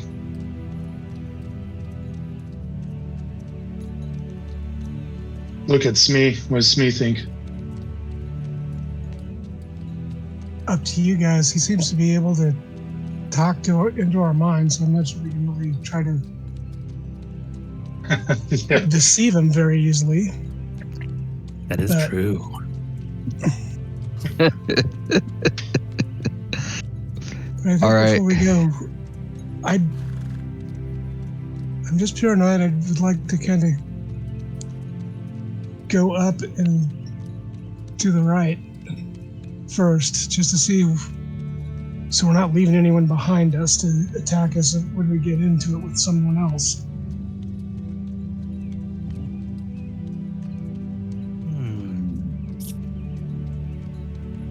It's up to you.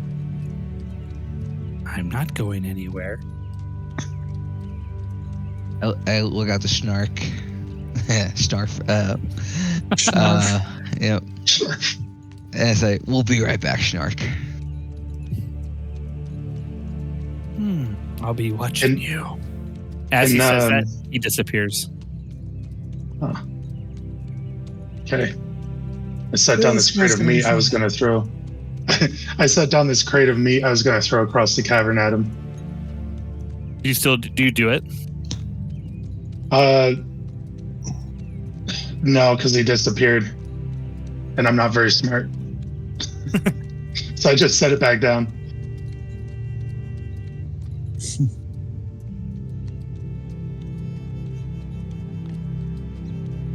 Okay, so we're going to check this upper door. Yeah, let me lead the way if he wants to see the door, or let Asterion go first. Well, if Stern wants to go first, that's fine. He can. What about Whiskey and Jund? Mirrodin? Oh, I'm still heading up the back. Okay. What about you, Yeah, Whiskey? he's coming up. I'm gonna drag him through. Yeah, we need Mirrodin's ice knife again. You know, just cutting through everybody. Cool. Okay, so you guys are going up here. Yeah, on this door.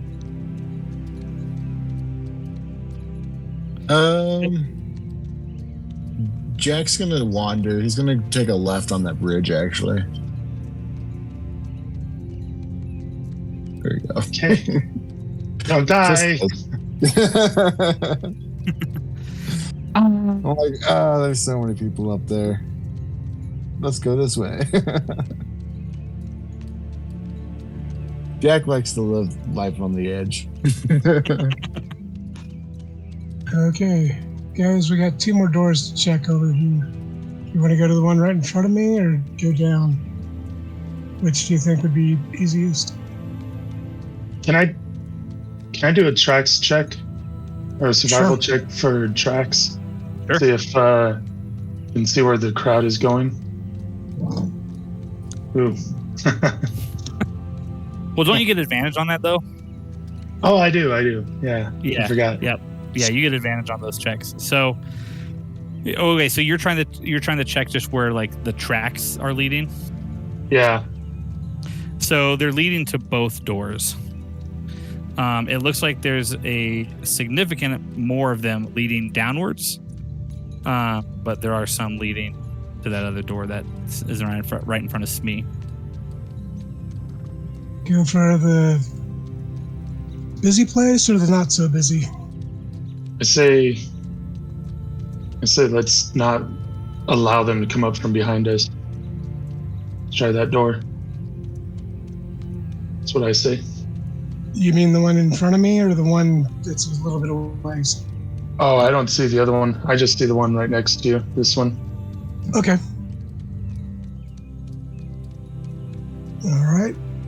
I will try to open the door, and it is locked. It is locked. Saren, you want to try to brood it? Can I see if I can hear anything through the door first? Sure. Yeah. What is that? Investigation or perception? The perception, I believe.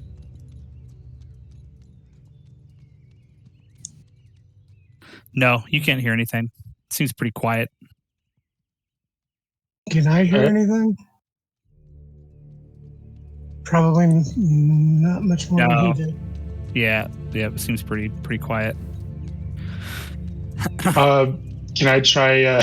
Can I try headbutting it? See if I can break the door down with my horns. You can. So roll. Hold on a second. So I can use my horns as a 1d6 plus strength modifier. Yeah, or you can try and just break it down with a strength or athletics check. Just a straight D20 athletics check. I'm gonna use my advantage on this. Give it one good kick. Inspiration. Okay. Yeah, inspiration. Cool. Oh. Nice. Dang, dude. Okay, so just want to tell you, the skill check for that door to break it down is 20. Oh, nice. Nice. So I was like, there's no way. But I was gonna knock myself out. You're a bull. So yeah, you were able to successfully break it open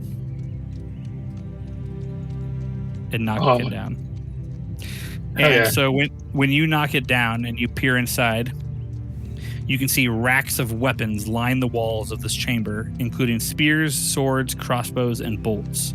A dozen dirty red cloaks hang from hooks by the door. A dozen hooks, a dozen people. I kind of say to myself, but out loud.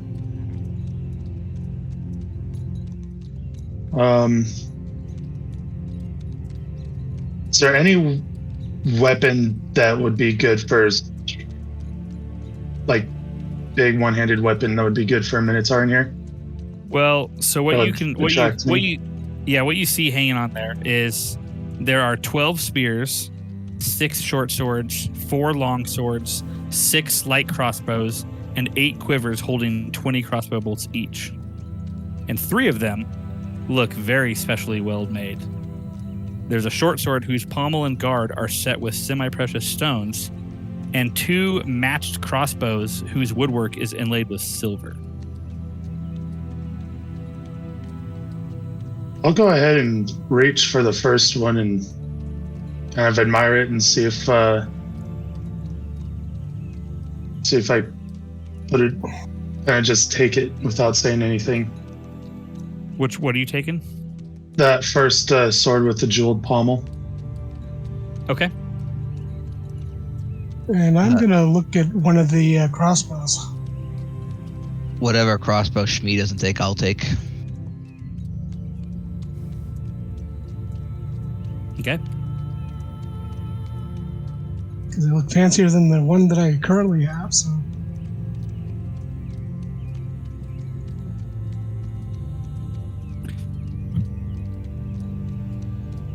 After I grab it, There, go ahead.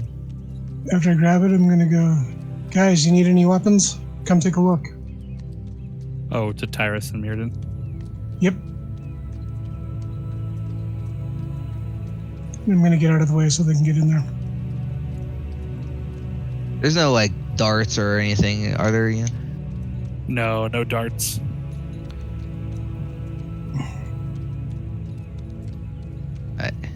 Kitchen's gonna back out of the way too. Wait till everybody's done and maybe go down to the next door. Iris, are you wanting to go in there too? Yeah, I'll go in there. I'm not really in need of any weapons. Okay. So Cool. Can I do an insight check to see if I can Other than it just being a pretty looking sword, can I do a check to see what I might think it's worth? Yeah, you can do an insight check on that. Nope. Just Sword is pretty. Just a pretty sword. This is pretty. I kind of bite on it, see if it breaks on her. Yeah. Tap it on the ground, tap it on the wall. Yeah, it's hard. Pretty. Yep. I go to sheath it and I drop it, put it back in my sheath. All right, I guess I'm gonna try this door down here. And it opened right away. Yep, it wasn't locked. So. And I'm surprised. So, do you go in? I imagine it's kind of deer in the headlights look. Well, the tokens are a little misleading, so you can go ahead and go in. Okay. Or I guess I'll give you the description of what you see. So when you open that door and you kind of peer inside, yeah, deer in the headlights at first. But what you see is 3 large stone sarcophagi stand within this desolate crypt, and 6 skeletons in rusty mail are propped against the walls as if guarding this place. False columns along the walls are carved in the image of spreading oak trees. The double door in the southeast corner is sheathed in tarnished copper plate. So that's this one down here.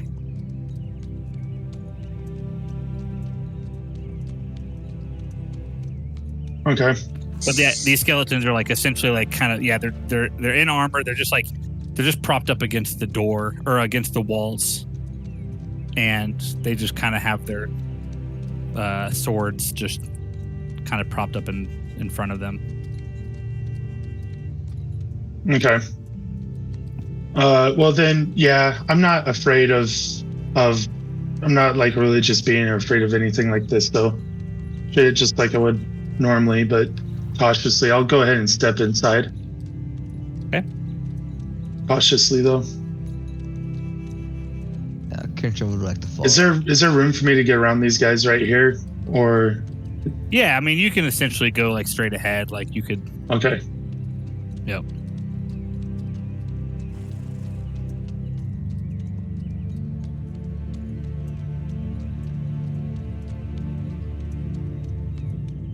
So Kentrim's in. And I'm gonna go ahead and draw my mace because this doesn't feel right to me.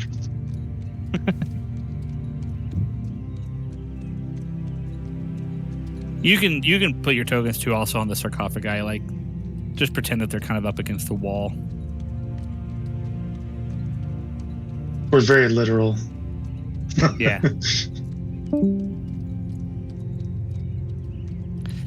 Okay. What do you guys? Sorry, Whiskey. I know you're down there. I'm gonna get to you here in a minute.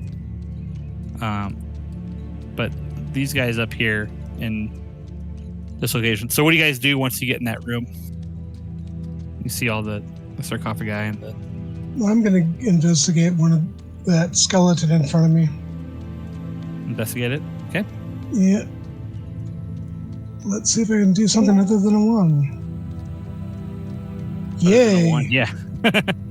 Yeah. It just looks like a skeleton, just holding a sword and clothed in armor, just propped up against the wall. What kind of armor does it look like? Just breastplate or chainmail or something? Or? It's like rusty chainmail.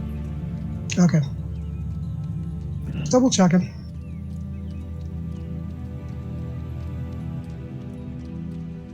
I'll kind of point to these doors in front of us. Gesture if anybody else would like to take lead, and perhaps someone with more stealth than me.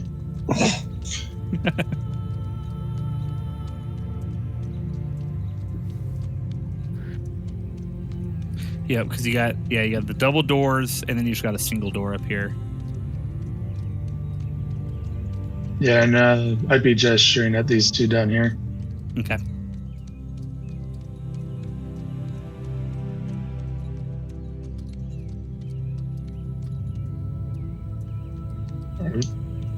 Are we missing Mirrodin? No, we're missing Jack. Mirrodin and Jund. Oh, there's just come Mirrodin. in. Oh, I see.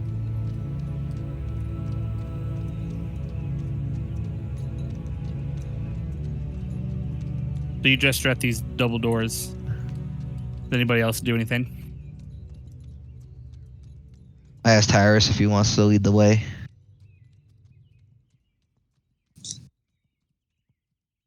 Down through the double doors. Yeah. I will. What are you, right behind me? Yeah. I'm gonna look back, give you a little slow head nod, and I'll move in with my crossbow drawn. Yeah, and I'll fall right behind you. Okay. What about Jund and Mirrodin? Slowly making my way over there.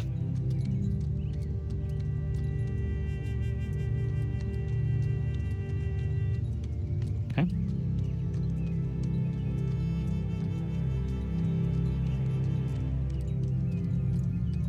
All right. What do you guys do at the door? I guess I want to check to see if it's like booby trapped.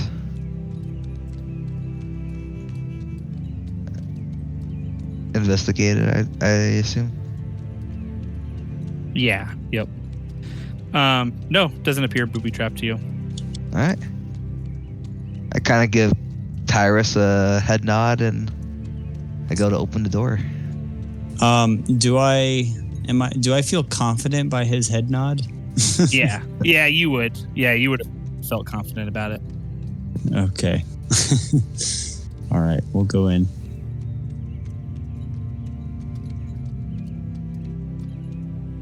Huh. Okay, so when you open the doors, wait before you guys move. Thick dust covers the flagstones of this somber hallway. The walls are decorated with faux columns every 10 feet, and the double doors at the west end of the never mind. A relief carving of a mournful angel adorns the door. So you guys would have seen this as you like opened the door. That like on the other side of the door when you opened it, there's like this like beautiful picture of like of a mournful angel.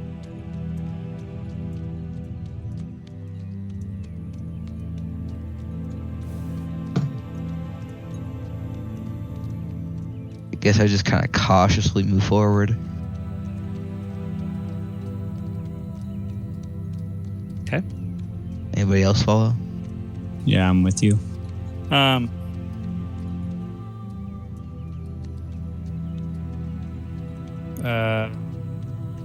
right, Kintram and Tyrus. Both of you guys roll a dexterity save throw.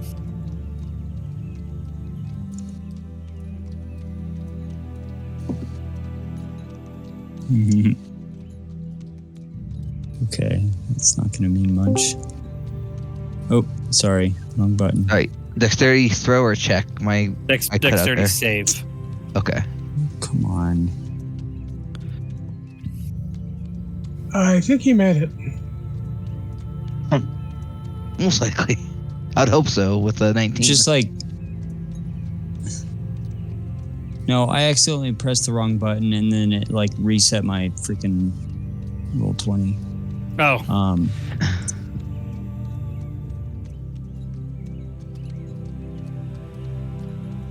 You can do a physical one if you want. Yeah, no, that's what I did. I got a 6. A 6? Yeah. Okay. So as you guys stepped right here, the floor crumbled down and you released a pit trap in the middle of the hallway. And Kintram, you were able to save yourself and grab onto the ledge. Tyrus, you actually fell 20 feet down to the dirt floor of this pit, taking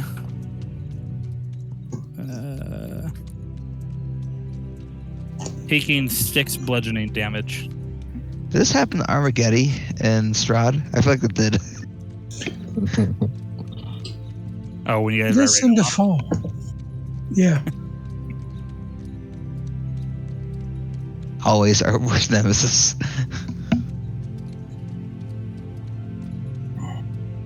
So I was able to pull myself out. You were able to pull yourself out. You're just like now on the other side of it. And Armageddon, Tyrus is 20 feet down inside the pit. I yell out, "Are you okay, Tyrus?" I honestly have no idea what happened because I was just like standing still and then all of a sudden I fell.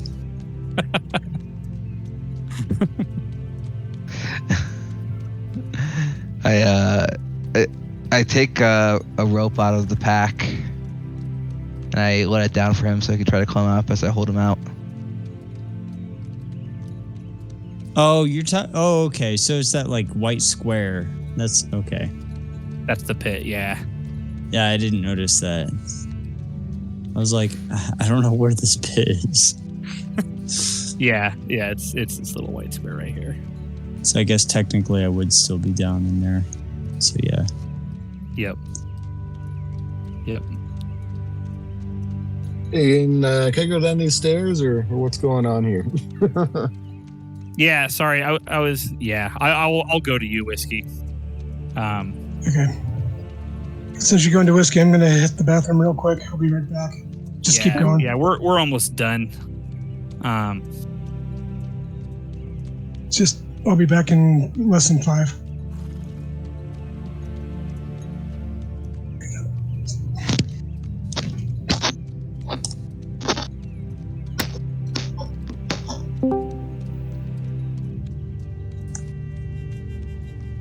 Okay. Yeah. All right. So Whiskey. So you've been just kind of meandering down there, and yeah. So you start going down this flight of stairs. When you get to the top of these stairs, you see a door to the left, and then it looks like a hallway to the right from where you're standing. Yeah, I know. I can't move the token any further. There's like a block or something on the map. Oh, yeah. It's one of those weird stair barrier things. There you go. Should be good now. Cool. I didn't know they had that in Roll20. I'll, I guess, check this door out. Okay. Investigation.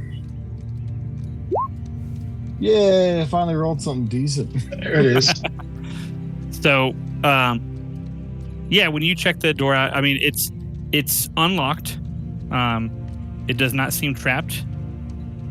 And you hear very deep, like, snores that sounds like almost like a growling snores. And it sounds to be like quite a few of these, of something snoring on the other side. Okay. I'm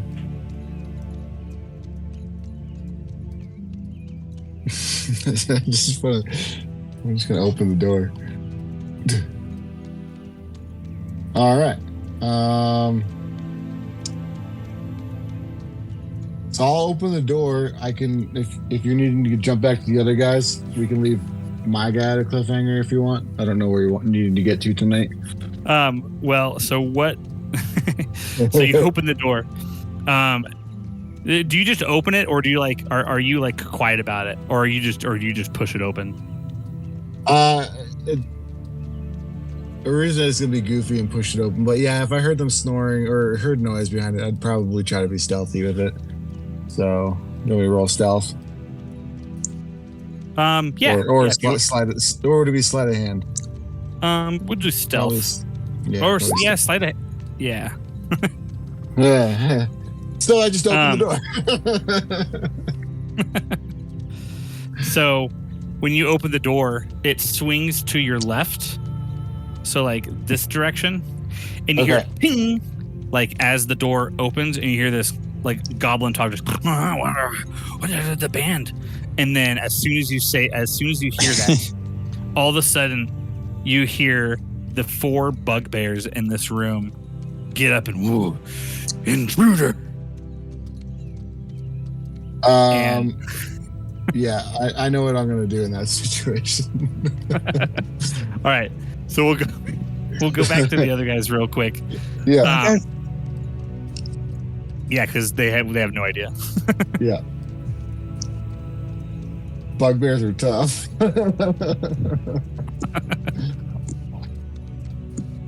I will say, okay, so the flavor text when you opened it, sorry, I forgot to read this, but when you opened it, you can see that the barrack contains 4 roughly built wooden bunks with heaped blankets and dirty dishes scattered about.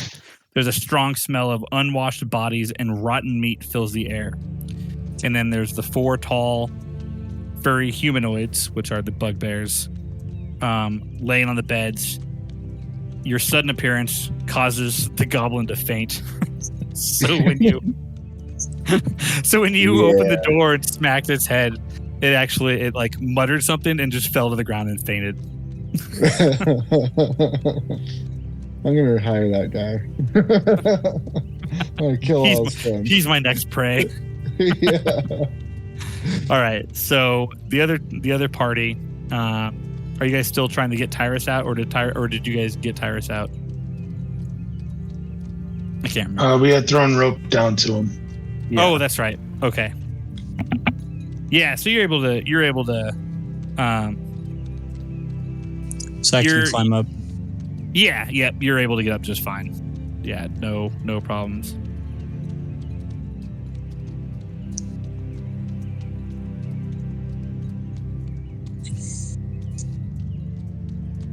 Well, I brushed myself off. Sorry, go ahead. No, you're good. That's all that I do. I do have a grappling hook. Can I look around to see if there's anything for me to possibly grapple and swing across I mean, there's on? these little ledges that are sticking out where the pillars are. Like you could grapple yourself around one of those pillars. Okay. How would you like me to roll that? You can do. Shoot. I guess just do a strength. We'll do a strength check for kind of how far are you throwing it and are you accurate? Yeah, you're good. Where are you throwing it at? One of these pillars or ridges back here. Let's see something that I can catch onto. Ah, nice. Cool. So yeah, you're able to get there and you kind of are able to make a little rope that goes across the pit. Pretty sturdy. Is that a T for the Tyrus pit? No. It's a T for trap. That's what Tyrus I see on trap. That's what I see on the DM side on these maps, is stuff like that you guys can't see. So I just made it visible because you guys found it. Yeah. Nice. So does that roll count for me to get across too, or just to hook it? Yeah. Yep, you're able to get across. Shoo. And I'll throw the rope back. Not really caring if anyone's paying attention. Well, you want me to do a strength check? No, you guys are good. You guys are able to get there across just fine if that's the direction you're heading. Yep.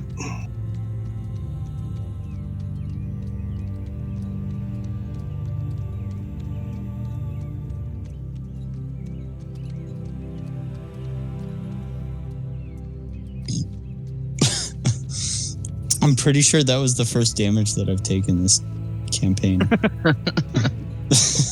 When you guys get across, you kind of just come up to a dead end, and the stair end where you're standing is like another 20-foot drop, and looking up, it's just another way that you guys could have gotten in from above this basement. So like, it's just another so it's another entrance. It's just another entrance that you guys could have used instead of going through that kitchen. You can see the outside. You can still see that it's daylight. Yeah, it's just another entrance. Oh, cool. So Right. I guess I do the same things in reverse. Do you guys all do the same things in reverse? I think so. Yeah. Okay, cool. we start Tyrus in the pit again, and he comes out. Okay. Yeah. You went to this hallway just so Tyrus could fall in the pit, and then just left. Yep. It's the. Wait, we're leaving? Well, we're not going to go out of the Back area out. because we'd have to climb up to 20 feet. So go back to where all these stone sarcophagi are. And Do we even bother? Oops, sorry. Do we even bother climb looking the at the rope? store? Or do I yeah, we have should to like try. climb down the pit and then back up and then I'll go and I'll try to open the door. So Smee. So you go up to the door. As soon as you go to the door, you guys hear this all these creaking coming from all around you as all 6 skeletons animate There it is. and come to life. And that's where we're gonna leave off tonight. There it is. All right. We hope Jack's alive. Oh yeah, that's right. You guys also don't know what's going on. Yeah. Okay. Good one. No one split off with him this time. Nope. Alrighty. That's Great okay. job, Jack guys. likes it risky. It'll be fun to see if he comes out of it or not. If he dies. It'll honestly be fun to see how this next session plays out with 2 fights about to erupt. with 6 of you against the skeletons and 1 against 4 bugbears. Are you going to try and fight him, or are you going to run away all like Scooby-Doo like, or what? Stay tuned and find out. I was gonna say, Chris. time. Even if you know what the answer is, I want to wait. I want to wait to see what happens. Yeah, That'll what make it I'm more gonna do. entertaining. Yeah, I know what I'm gonna do. It will give me more time to. Hey, do you guys want to join my crew?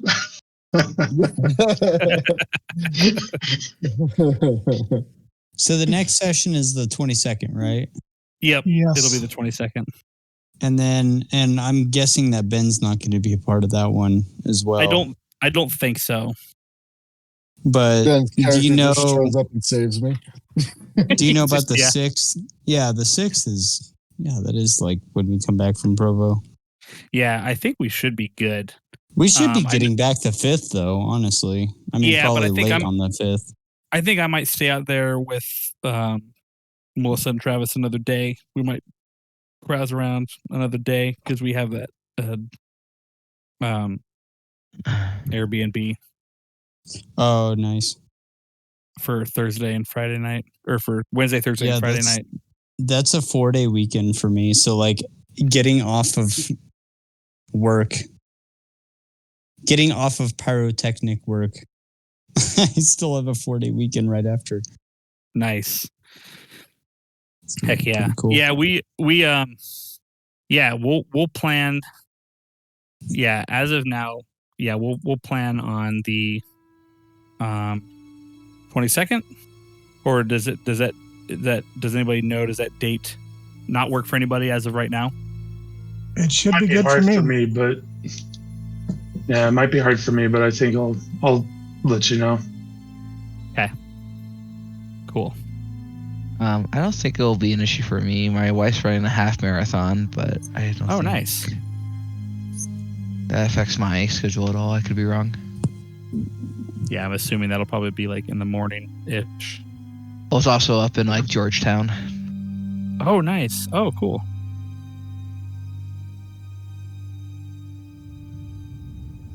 Oops. Alrighty. The Cool, town guys. of George. Town of George. Well, thank you guys for playing tonight. Thank you for running the A game. lot that happened, of course. Thank you. Yeah, it's a good time. It was. So cool. Well, I will I'll talk to you guys all hopefully here in a couple weeks. All right. Sounds good. Cheers, man. Thank you. Cool. Thank you. Sounds Yeah. good. Talk to you later. Later. Bye, everybody. Later, day.